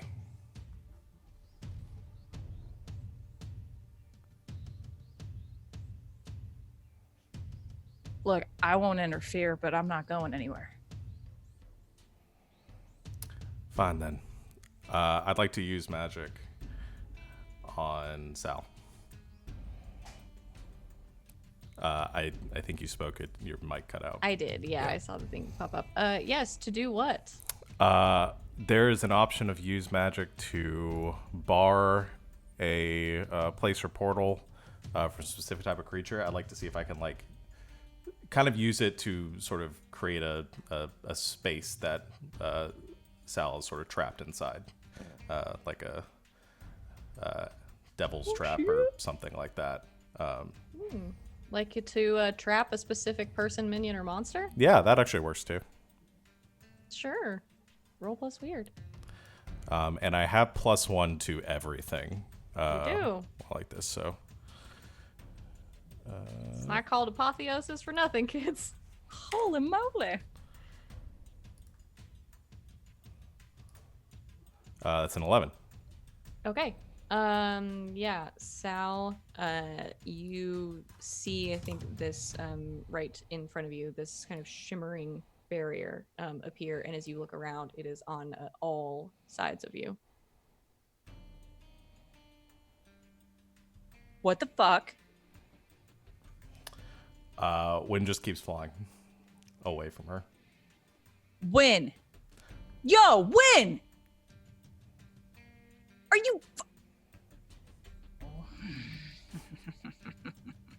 The magic usually lasts for about half an hour, says the rules. Mm-hmm.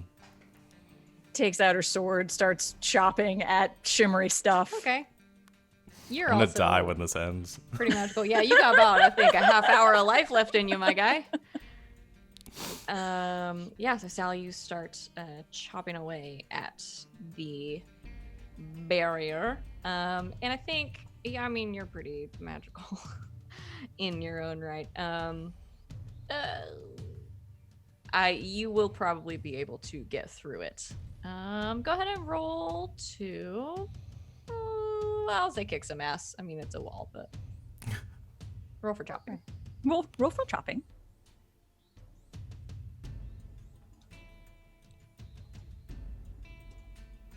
Oh my god. Or maybe not.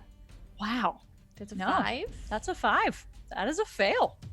Okay, so yeah, you sort of take out the sword and try to hack at this barrier, and there is this like pulse of energy as you do this that hits you and knocks you back sort of into the other side of this box that you're in. You are going to take a harm from that, ignore Okay. armor, because it's super magical. And yeah, you might be stuck in the box.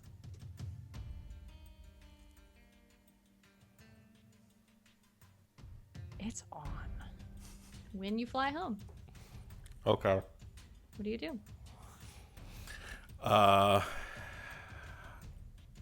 guess are my parents home? Yeah, I think so. It's sort of it's the evening. I said it was the evening, so they're probably home from work. And what do they do? Does your dad work, or I think he is works. Is he home? I think he works from home.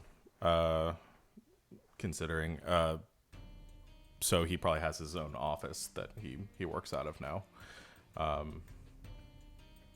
His mother does not work in the traditional sense, meaning that she doesn't have a job that she would report to the IRS. Magic stuff. You know. Got it. And I think he just walks in and just walks straight to his dad's office. Okay. Yeah, I think you sort of pass your mom, who greets you initially, and then sort of gets this concerned look on her face as you're ignoring her. Yeah, I think he just pushes past her. Winthrop. Not right now.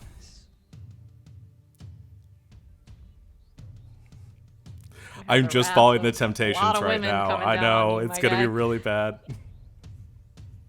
At some point, Rex is sitting there and he's just watching Mandalorian. Like, my friend just flew away, and then all of a sudden they stand up and it's like, I did the math, consequences, and texts everyone in the group, consequences, like over and over, and then just like leaps over the genie's legs, who's sitting on the couch with his feet up, and then runs out, looks at Trav, and is like, keys, car keys, wait, consequences.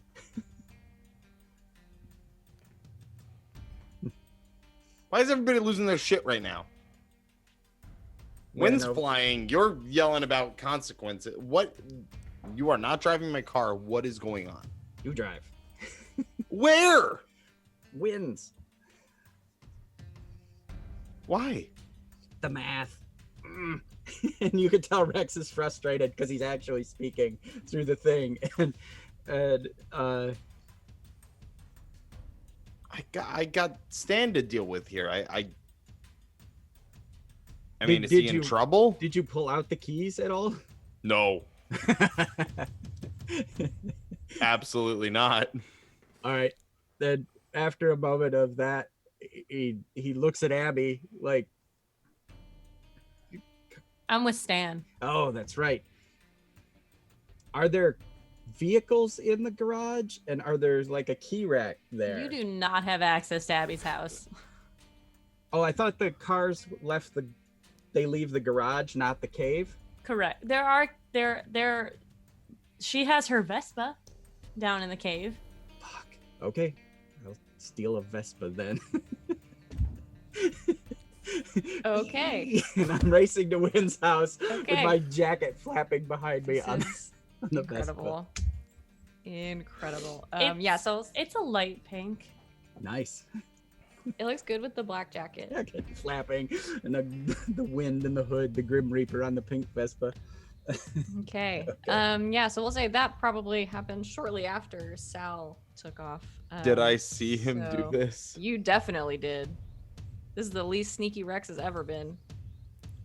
Hey, kid. Yeah.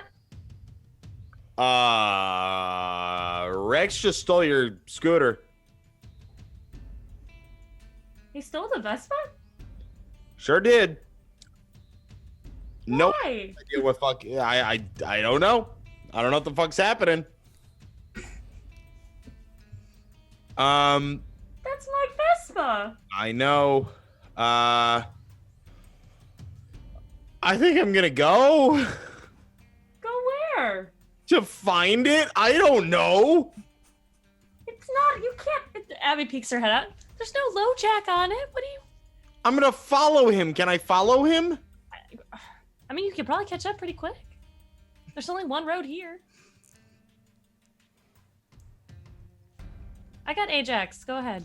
I have no idea what's happening. If possible, I would like to speak with Stan, but there's a lot going on right now. I'm gonna go. Okay. I'll keep you updated. Thanks. Don't text and drive. Yeah. Fuck. I'll go grab my car. All right, you hop in the car and take off down the one road in the direction that Rex went. Rex gunning it as I don't know how fast a Vespa will go, but as fast as it'll go. I think I'm gonna call Sally on my way there. Okay. Like while I'm following. Do I have a cell phone signal I in the mean, magic box? I guess. It's funnier if you do. Excellent. Yeah, Sally, your phone rings. This is just as I think like the end of this confrontation has happened to win his phone away, and you're trapped in a box in the sky. Also, too, you did get the messages, consequences. And you have a bunch of texts from Rex. Yes. Sally, what the fuck is happening right now? I'm in a magic box 100 feet in the air. How the fuck are you? Oh, that's great. I'm chasing after Rex, who has stolen Abby's Vespa after screaming consequences at me through a modulator for, I don't know, like 20 times. Get Wynn. Would love to. We are on our way, apparently. Good. What is happening? What has he done? He's not Wynn. So who is he? A really shitty Wynn.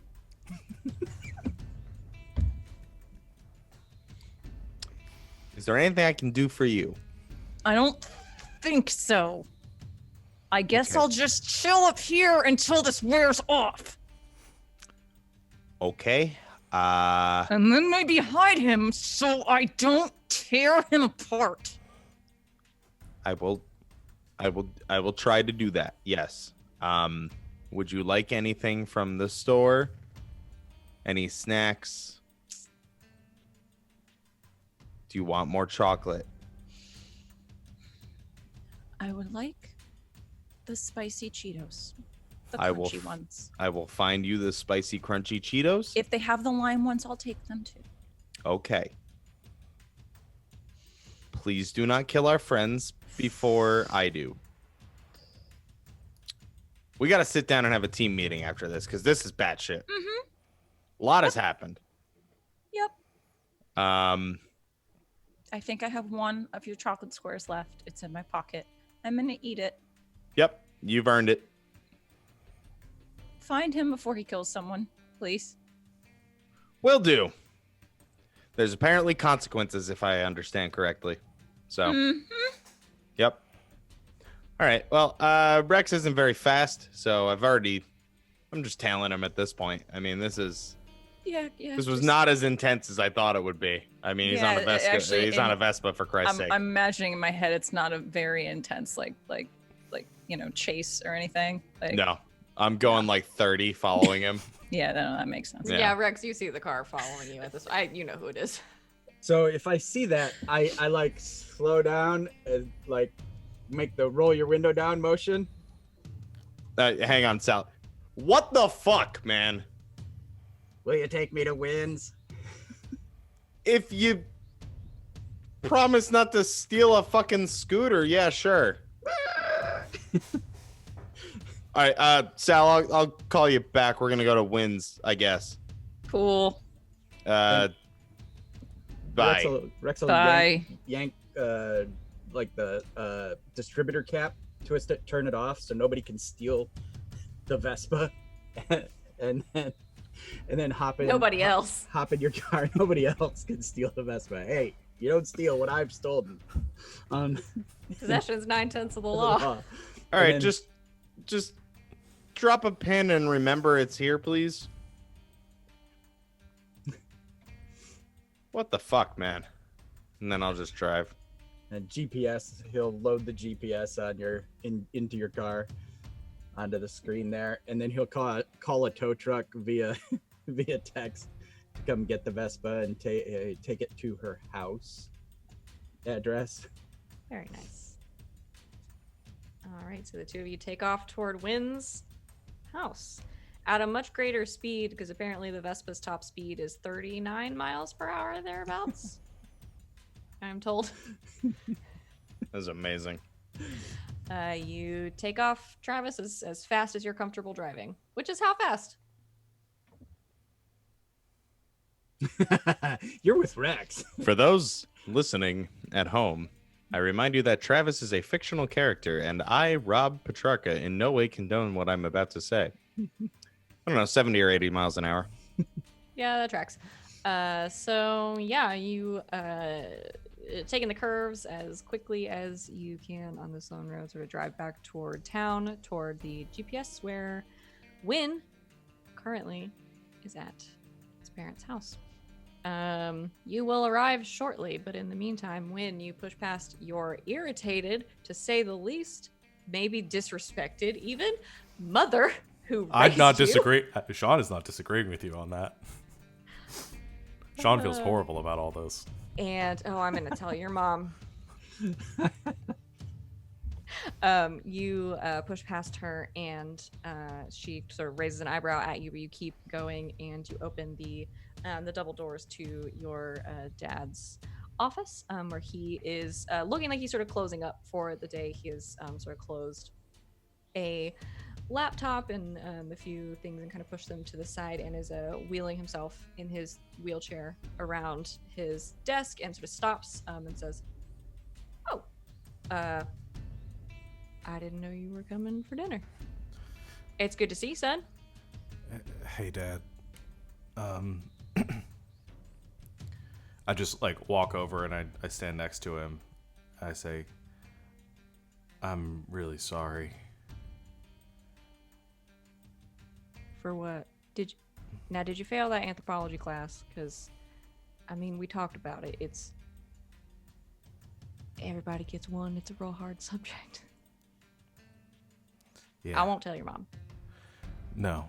I'm sorry about the accident. I don't know if I've really ever said that. Well, Wynn, you don't have to. It's all right. It was an accident. I know. But I'm going to fix this. Can I call Wynn's mom? I'm sure you can. All Seems like something you should be able to do. And I'll say to They're about to tattle on you. Mm-hmm. I'll say to Travis As they should. as I'm calling, I'll be like, "You have to tell her Wynn, Jin, Apotheosis, consequences." And Tell who? Wynn's mom. What? I'm not. Wynn's mom. No, The phone is no. ringing. The phone is ringing. The phone is ringing. And you hear a click and a, hello? Hi. Hi, who is this? I'm a friend of your son's. Jin. Consequences. Is this gonna end with one of those refrigerator jokes? Because, honey, I'm old enough to have heard about all of them. Jin. No, it's not gonna end. I'll be honest, lady. I have no idea what the hell's going on here. There's your son probably just showed up. He's a wonderful, wonderful young man. He's bright, Jin. Wynn. bright young. Consequences. My associate here, who also works with your son, is asking me to say Wynn. Gin, Consequences. the genie, not the alcoholic drink. Consequences. Consequences. Stop. Mm. I have you roll to manipulate someone. Is Although it I manipulation if I have disadvantage? no Yeah. idea what the fuck is going on? feel- But her son just walked in with glowing doing your magic best. eyes. Yeah, and Wynn's mom is magic. That's She why. is. That's why it snapped She's to Rex. much more Oh, magic did I sell than your he mom is. out? She's magic, No, that's fine. She's much more magic than he is. but she doesn't know you. So is Rob charm. rolling it or am I rolling it? Travis is on the phone. All Sure, right. sure am. And I'll help if I need I'll to. help. I was just looking and see if anything I had applied. That's a 7. It's a 7. A help will not No, it won't advance it. change the results. They'll do what you want them to do. If you do something for them right now to show them that you mean it, if you ask too much, they'll tell you what, if anything, it would take to make them do it. And I think you say all of this, and you say these words: Wynn, Jin, consequences, stop. And there's silence on the line for just a moment, and she says, if you are telling me the truth, and I am going to trust that you are, what did he wish for? He said something about his dad getting better. Rex rips the thing off, lifts the thing up so there's no modulator, puts the phone under his mask, and says to her in the voice, normal voice, he's gonna heal him. You know where our house is. We're on our way. There's going to be some fallout from this. And she hangs up the phone. And Rex gives you the thumbs up, like we're good. Why couldn't you have done that? The hood just kind of slumps and then shrug. You have a lovely speaking voice. We got this, buddy. Just maybe full sentences would help me understand this. Big nods. We'll work on it. Okay, as you continue to drive, getting close to Wynn's house, Wynn, you are having this conversation with your dad, and you say, I'm going to fix this, and you hear footsteps behind you as the doors creak open again, and you hear your mom's voice, Winthrop. Yes. This is not a joke. What did you do? Only what I needed to. I'm gonna What fix did you things. I have the power to fix this, to undo what I did. Have you listened to anything I have ever taught you? Yeah, Mom. Making but deals, making wishes. there's not another option. We've tried everything else. What else was I supposed to do? This is my fault. You know it's not. I'm the one that did the spell. I'm the one that caused this to happen. I was the one driving. This is the only way to fix things. And if you can't do it, and no one else in the order can do it, then I'm going to have to. Did you ever ask your father what he wants? Or are you so caught up in your own selfish bullshit that you're gonna bring this nonsense into my house?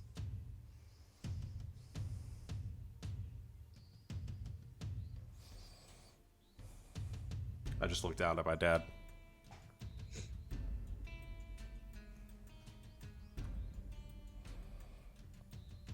Make your choice.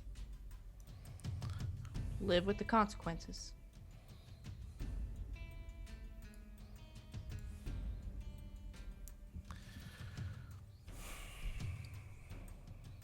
Dad?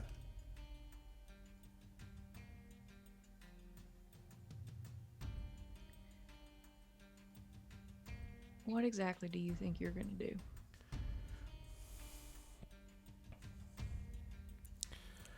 I'm going to fix my mistake.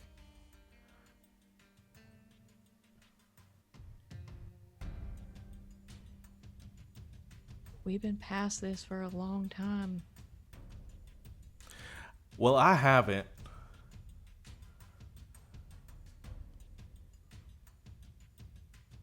then it sounds like you're the one that needs fixing.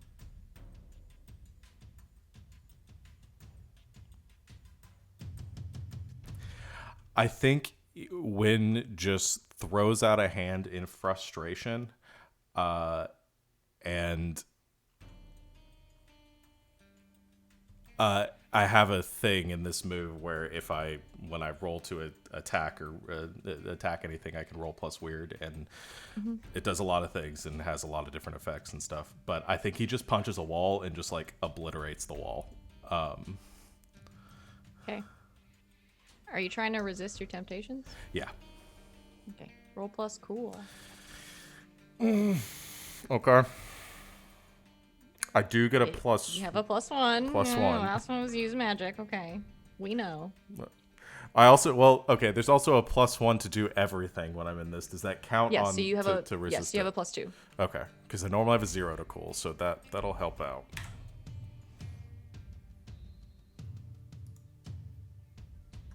That's a 7. Which Okay, what happens on a partial? on a 7 to 9, it ends when you do something dangerous or cruel. Okay. What do you do? I'm not going to do something with my parents. That feels counterproductive.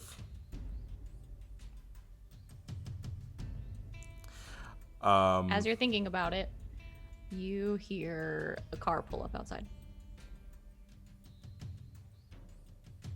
Travis Okay. and Rex, you pull up outside Wynn's house, and I assume go running in through the open front door. Oh yeah. I am storming out of the house as they pull up. Okay, so you see them sort of getting out of the car, and both Travis and Rex sort of running towards the front door, and I think the two of you see Wynn sort of storming out, framed in the doorway, and just stops just for a second. Dude, what the fuck? Move out of the way. I am getting sick of people not telling me what is going on. What is going on? I'm going to push past Travis. Okay. You push past Travis. You are pushed aside in the lawn, and Wynn sort of stands between you and the car that's pulled up on the curb. You don't want to do this. I'm gonna take all of the magic and everything I feel in myself right now, and I'm just gonna throw it at the car.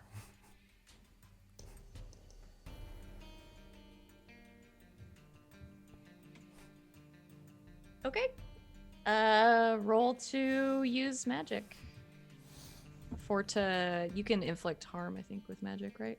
Or something. It's roll plus weird. Yeah, Everything is weird. I get so I can roll weird to kick some ass instead of plus tough. I use innate magic, 3 harm, and whatever properties I choose. So Yep. Let's do that.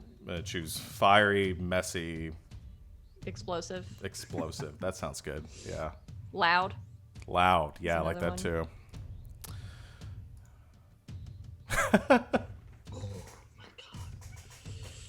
I do have I did improve advance. I don't think it's really gonna do anything in this situation. What do you get? Jesus. On You rolled advance? That's a Tell the- 13, chat. Yes, that's a 13. What Yeah, it's a the 13. Fuck, You're dude. well, I can't get any more infused with magical power. That is the Oh, effect you of its can't? one Oh, plus. that's good. I don't think what you want to do happens, and the keeper will offer you some extra benefit on top of that. I don't really see how I could get any benefit out of this, but I think you have this. Okay, so you hear Rex through the mod. Are you speaking through the modulator? Yeah, through the Rex? Okay. modulator. Saying you don't want to do this, and I think in this moment, all of this like power is sort of welling up inside you, and you are just almost like overwhelmed by your emotions in this moment. And right before you let the blast go, there's this moment where you hear Rex's voice saying, "You don't want to do this." And in your mind, I think these images flash back of all of your group meetings and the last time you went to group and having coffee with Rex and sort of opening up to each other and talking. And then the blast goes off and there's just this huge flash of light that the two of you see. And I think Sally, from up in the sky where the box is starting to go away, you see this just off in the distance, this flash of light, this like dome that looks like some kind of explosion go off. If he's not dead, I'll fucking kill him. And the box vanishes around you. As the light flashes, Travis on the lawn and Rex sort of standing there in between Wynn and the car, there is this shimmering in front of you, almost like a shell. And you both feel this heat and this light sort of streak past you as it hits the dome that is protecting you, but doesn't pass through and continues on. As I think, Wynn, your extra benefit is you didn't fucking kill your friends. And good. there is this creaking and scraping and crunching of metal, and then as the light fades, you're all sort of windblown and sweating red faces as this just like blast of heat has gone past you. And Travis, the car is gone. There are sort of pieces of metal and rubber sort of laying around and just this huge scorch mark on the ground. But you are fine and Rex is fine. And when your apotheosis ends. I think as soon as it ends, Wynn just falls to his hands and knees on the pavement and just starts weeping.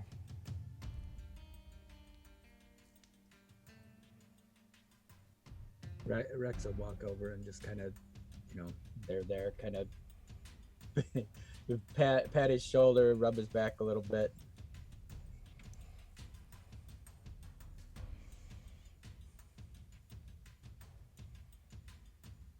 Travis?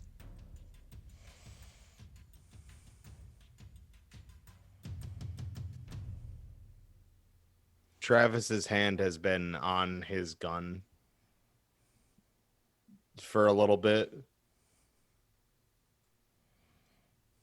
And he just kind of slowly pulls it away. And he just sort of walks over to the burning car. And sort of puts his hands in his pockets and just stares at it.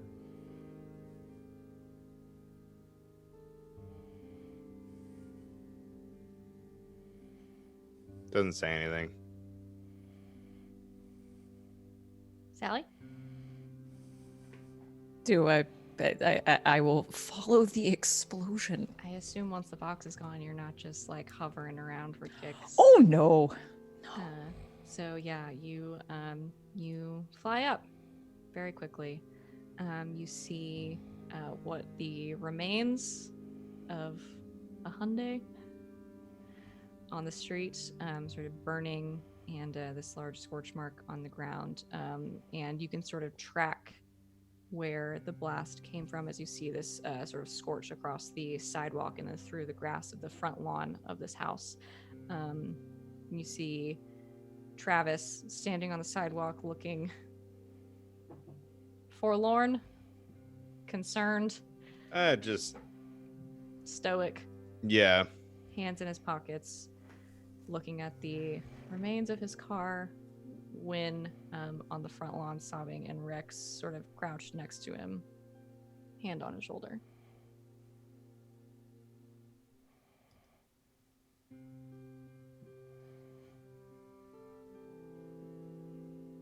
Is he alive?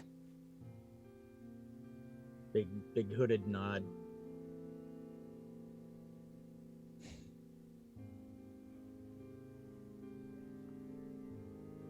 Get him up.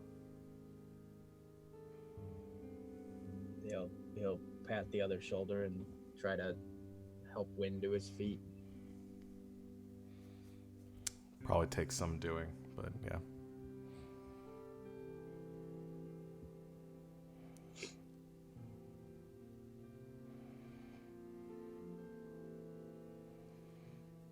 arm around him, start turning him, maybe try to take him back into the house? No. No, he's coming back with us. We need to have some words.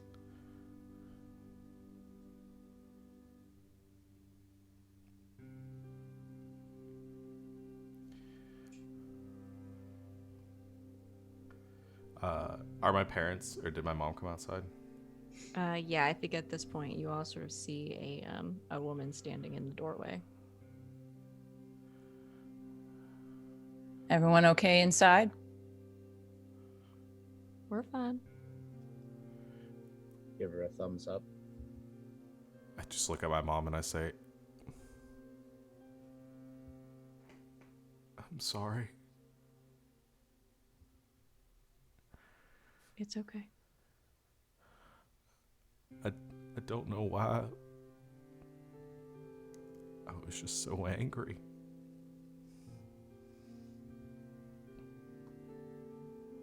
We can fix it.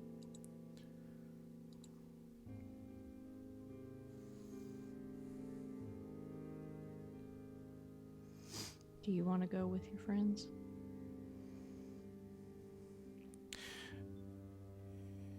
Yeah, that's fine.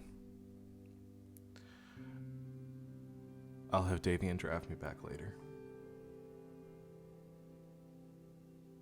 I think she looks at Rex and kind of gives a knowing look and says, "You have my number." Big hooded nods. And then she looks over to Sally and says, "Don't kill my son." No, I'll let you do that.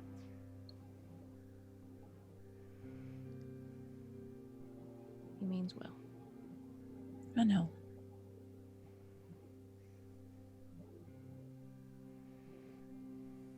She turns and goes back inside. Travis gets a text message. Any updates?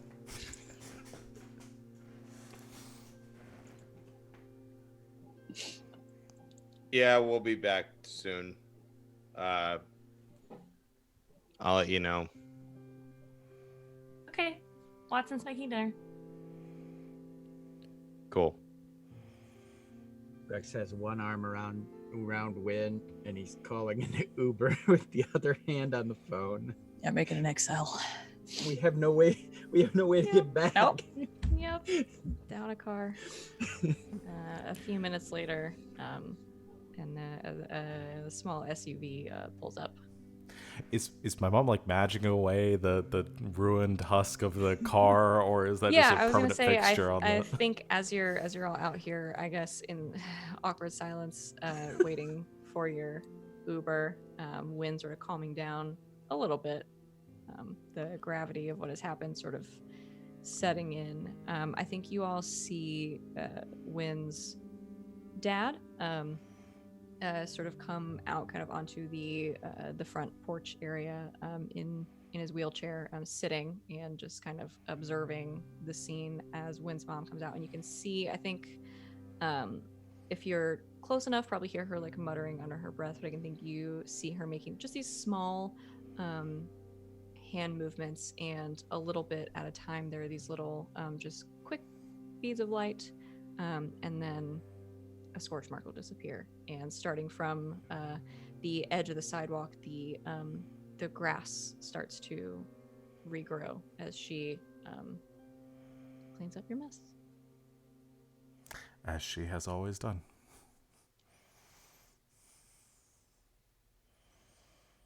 And Wynn's not making eye contact with anyone right now.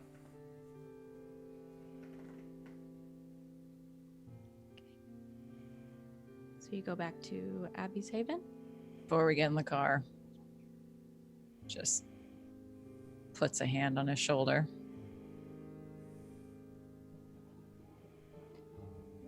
You have a problem. Which means that we have a problem. So we figure this out.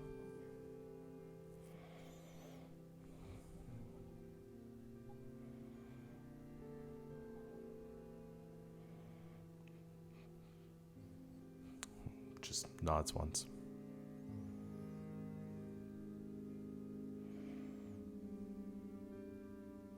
Tomorrow, you're bar backing for me.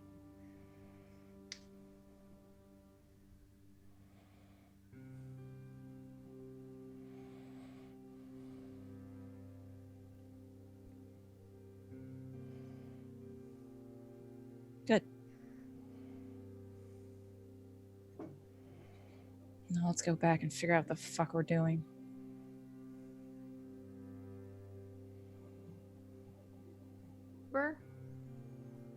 Head back to Abby's. Abby, Have I gotten all the tape off yet? you have. You've freed Stan. Well, he doesn't need the sad music. You have freed Stan from his bonds. No. Well, the mouth ones, Okay. the speaking ones. Yeah, I feel like Ajax is like on the he can see in the room as well as see the djinn. He's like found that spot in the haven where he's just like, Yeah, he's like posted up, just like eagle eyes, back and forth watching everyone. Ixto, for the most part, has not done the whole thing. I think Watson probably came down once and realized most everyone was gone, and this large, sort of tattooed man was just sitting on the couch. And at some point, he probably brought him some snacks. I don't know what would he like. Do you have the wheat thins? I Oh, like hummus? those very much. Yeah, we get him like the sun-dried tomato wheat thins Ooh, and yeah. some hummus. Yeah. So he's got some snacks. That was not important to the story at all, but I'm just really invested in this character. Can he stay? Is he a permanent member of the team now? I mean, he said he was going to leave, but you got at least another couple hours of The Mandalorian to go. So he's chilling at some snacks. Seems unperturbed. He's comfortable. But yeah, you sort of take the last of the tape off of Stan's mouth, and he sort of takes a big breath. She starts applying lotion to his face where the adhesive was. Thank you. Welcome. I don't know why they did all that. I don't think that was necessary. Couldn't say. So what happens now? I guess it's my turn. Oh, yeah. Kind of reversed. Why do you hate Travis? He ruined my life. We were How? partners. I thought we were friends. And without even thinking about it, he left me to rot.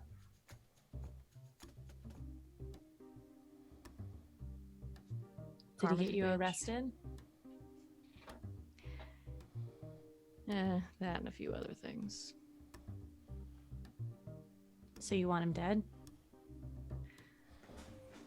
No. It's too easy.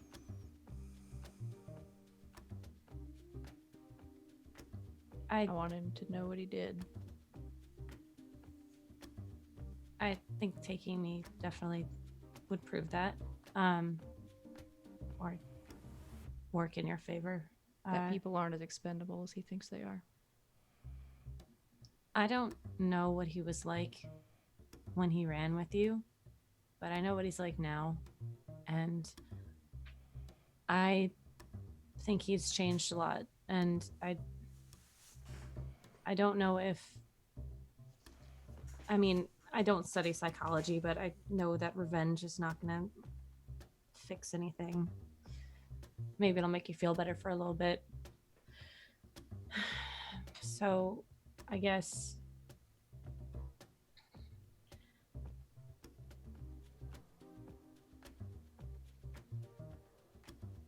what could I give you to make you stop?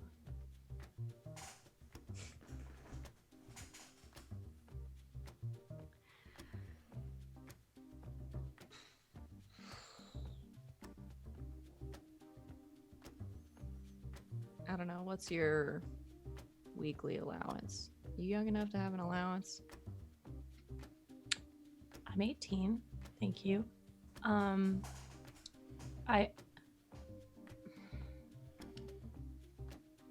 What if I have your records expunged?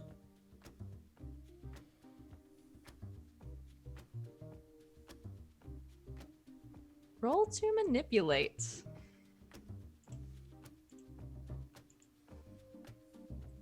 Okay. Hmm. Plus charm. Oh, plus charm. I'm good at that.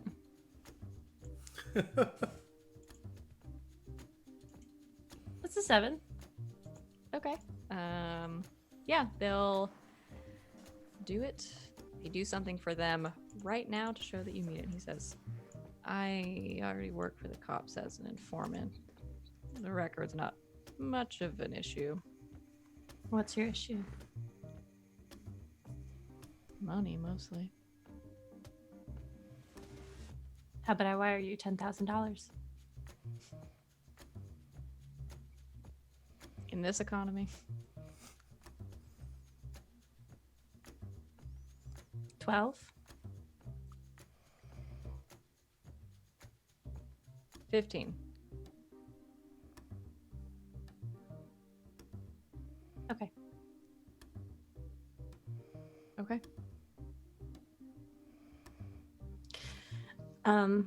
Let me just get you a pencil and paper so you can give me your information. Abby's gonna go out, get a pencil and paper, and get a what would it be? A rope. A small gold rope. And she's going to take down his information for the wire transfer. Okay. And then she's going to I don't know you and you did kidnap me, so I think the best way to go about this is to make sure we're both going to keep our end of the deal. Fair enough. Okay. This won't hurt, I promise. She's going to turn him around in the chair because his hands are behind his back. Mm-hmm. And she's going to take his hand in hers and wrap it around, and she's going to do a binding spell on him. Okay. So like a demon deal. Sure. Roll to use magic. Okay.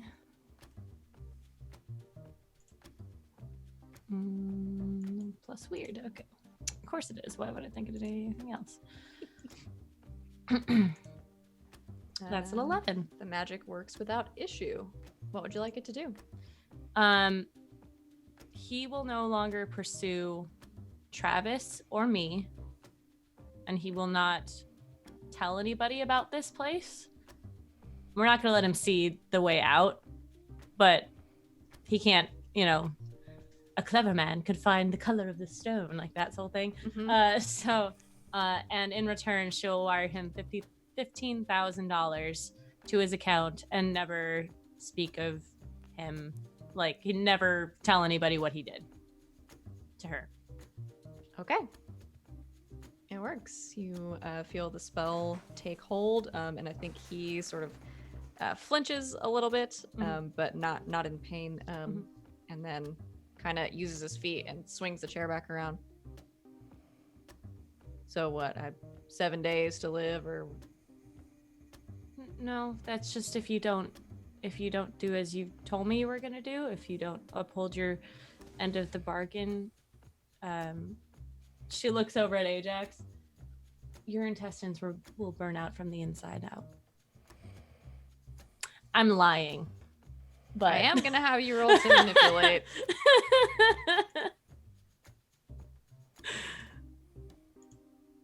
That's a 4.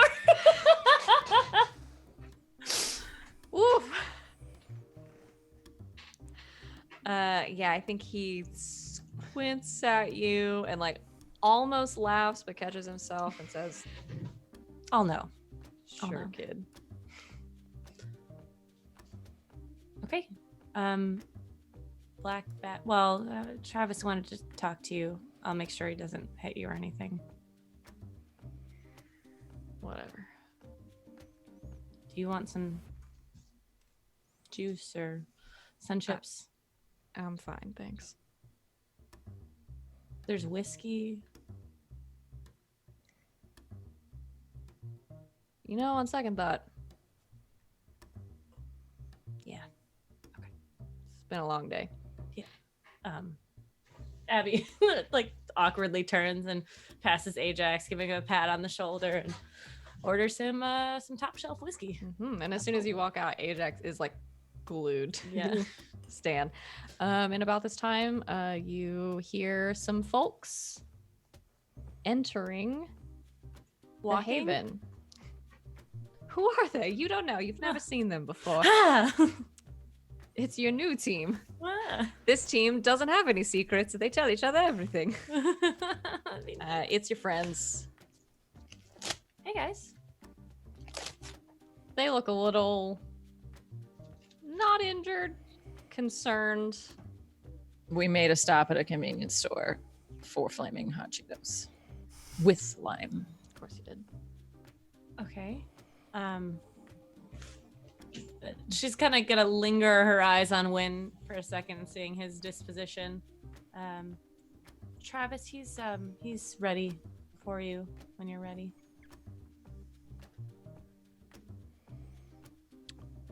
Cool. Wynn, you want to go? The medical bed's open if you want to lay down for a minute. I think I just look at Sal in kind of like a prison warden. Is that okay? Yeah, go lie down. And I go. And Rex will go in and kind of like stupidly like put the blankie on you kind of thing, and then go back and flump down next to the gin. And no spoilers. And it just keeps watching. She's gonna lean over to Sally. What happened? Yeah, I won't tell other people's bad news. Maybe you should talk to Travis first. Is everyone okay? What is Wynn okay? Everyone is fine. Did he heal his dad? No. Is that okay? I wasn't there. I think his mom had something to do with it, though. Oh. Okay. I'm gonna go make sure Travis doesn't punch this guy. We're gonna have to black bag him and take him away. Although Ajax can probably do that. Hey, I don't mind. After the night we've had, black bag sounds great. Crunch. I might just have Ajax do it. She walks back. Travis, what are you doing? Travis is gonna walk into the room where Stan is. Okay. Yeah. And stand a good amount of distance away from him and any shin kicks and whatnot. Look, Stan.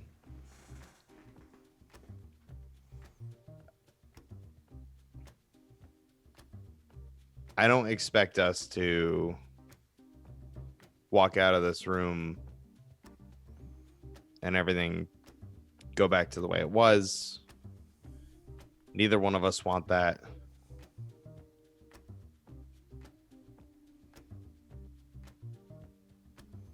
I spent a lot of time thinking about what I did to you and to other people. And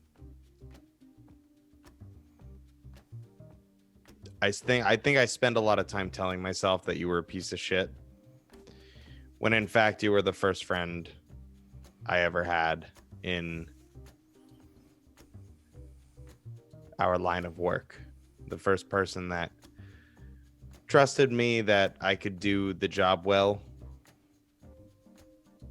and respected me and only wanted to do things right and make sure that we both got out of it alive and well, and with, you know, a considerable stack of cash.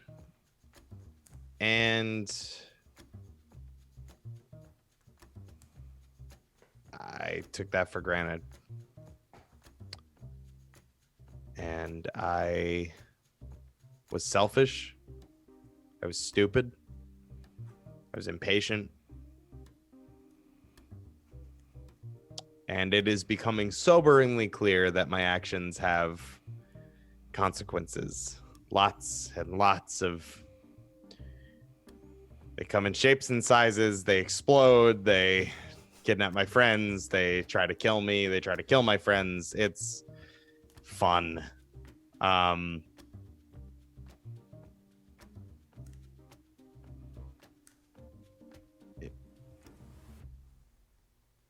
I will do whatever it takes to make sure that nobody else gets hurt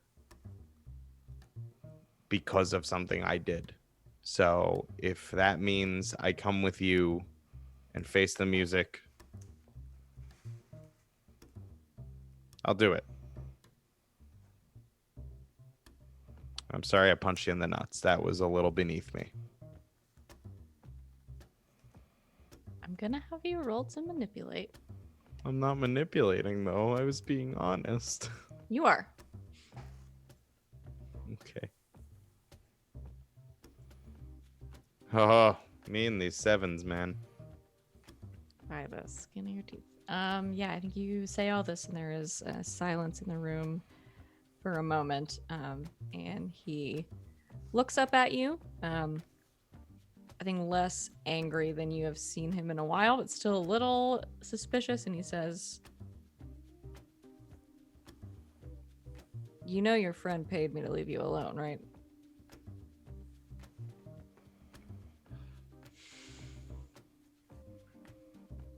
Abby like scoots out of the doorway. That's fine. I'm not even going to ask. You probably are owed whatever she gave to you. So. Listen, man. I'm tired.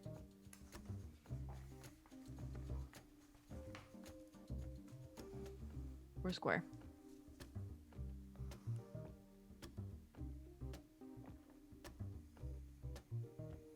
Thanks.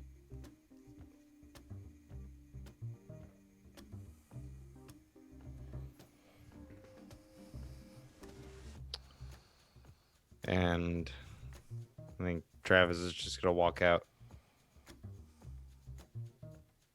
And then he's going to turn back around, walk up to Stan,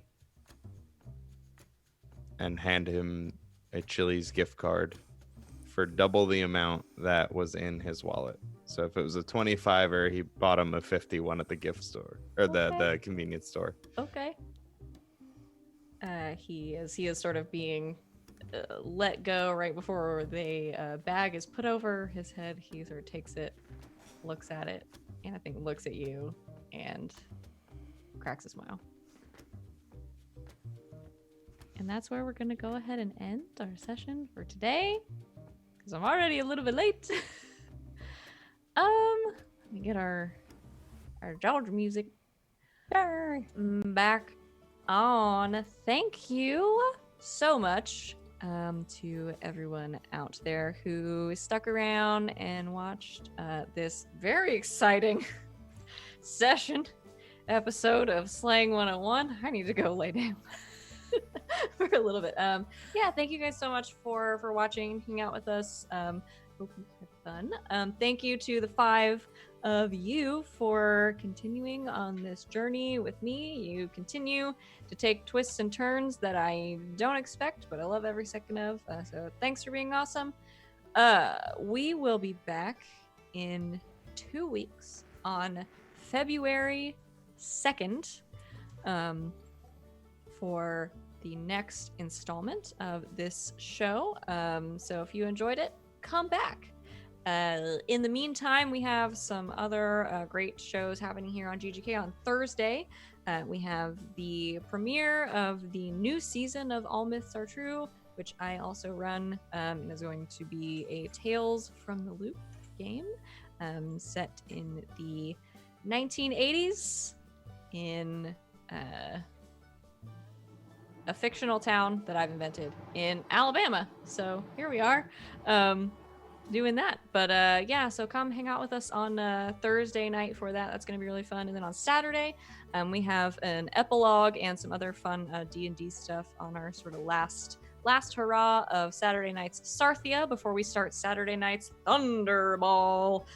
So you're going to want to tune in for those. And then on Sunday, some of us will be back for Pathfinder for a new episode, the second episode of Pursuit of the Black Kestrel. So you haven't missed much on that one. The first one is on YouTube right now. So watch that and then come hang out with us on Sunday. It's going to be really, really fun. And that's all I think for the next week. And in the meantime, these fine folks that are on the screen with me have stuff going on as well on many, many Twitch channels out there. So follow them all on Twitter and on Twitch, and turn on your notifications so you get notified when they go live, because you are not going to want to miss that fun stuff. We can do XP real quick probably, but I wanted to say all of that before I forgot. It's not loading, but at the end of every session the keeper will ask the following questions. Did we resolve the current mystery is the first one. Yeah. Please look. Yeah. Yeah, we did. Yeah, Hey. you did. You sure did. Like completely. Yeah. That's 2 in a row. Bam. Good job. There it goes. Did you save someone from certain death or worse? Yes. Several, actually. Yeah. A few someones. Paul, did you learn something new and important about the world? We learned about Jin. Sure did. For sure. Mhm. Absolutely. And each other. And did you learn something new and important about one of the hunters? Sure did. No. So boring. Yeah. Mm. Oh, yeah. You did. Oh yeah. Oh, yeah. All right. Don't That's you all of know? them. Each hunter marks 2 experience. I leveled up. Top squad. All right. Any last words? Sorry. Don't blow up your friends. Sorry. Don't blow up Says- your friends' gifts. Don't blow up your Sorry. That was a Friends. gift. It was a gift. I'm sorry, Rob. Well, Abby does have one other gift car sitting in the wings. I'm not going to say who it's for, but that might change. All I'm saying is I get 2 cars according to this skill here. So That's true. You will have a car. I will not take them away from you Okay. permanently. Just make it interesting. Okay, Because put- Sean makes can bad I- decisions. can I put that into another hunter's playbook? Like I don't know, flying. We'll see. He got to fly. He did get to fly temporarily, but he had to I know. almost kill his parents to do it. so Worth it. We will return to see what happens to Wynn. Does Travis get another car? Does anything else blow up? What will the next mystery be? 2 weeks from today, on Sunday, February 2nd at 4 p.m. Eastern Time. Be here. You're not going to want to miss it. But until then, good game and good night, Internet.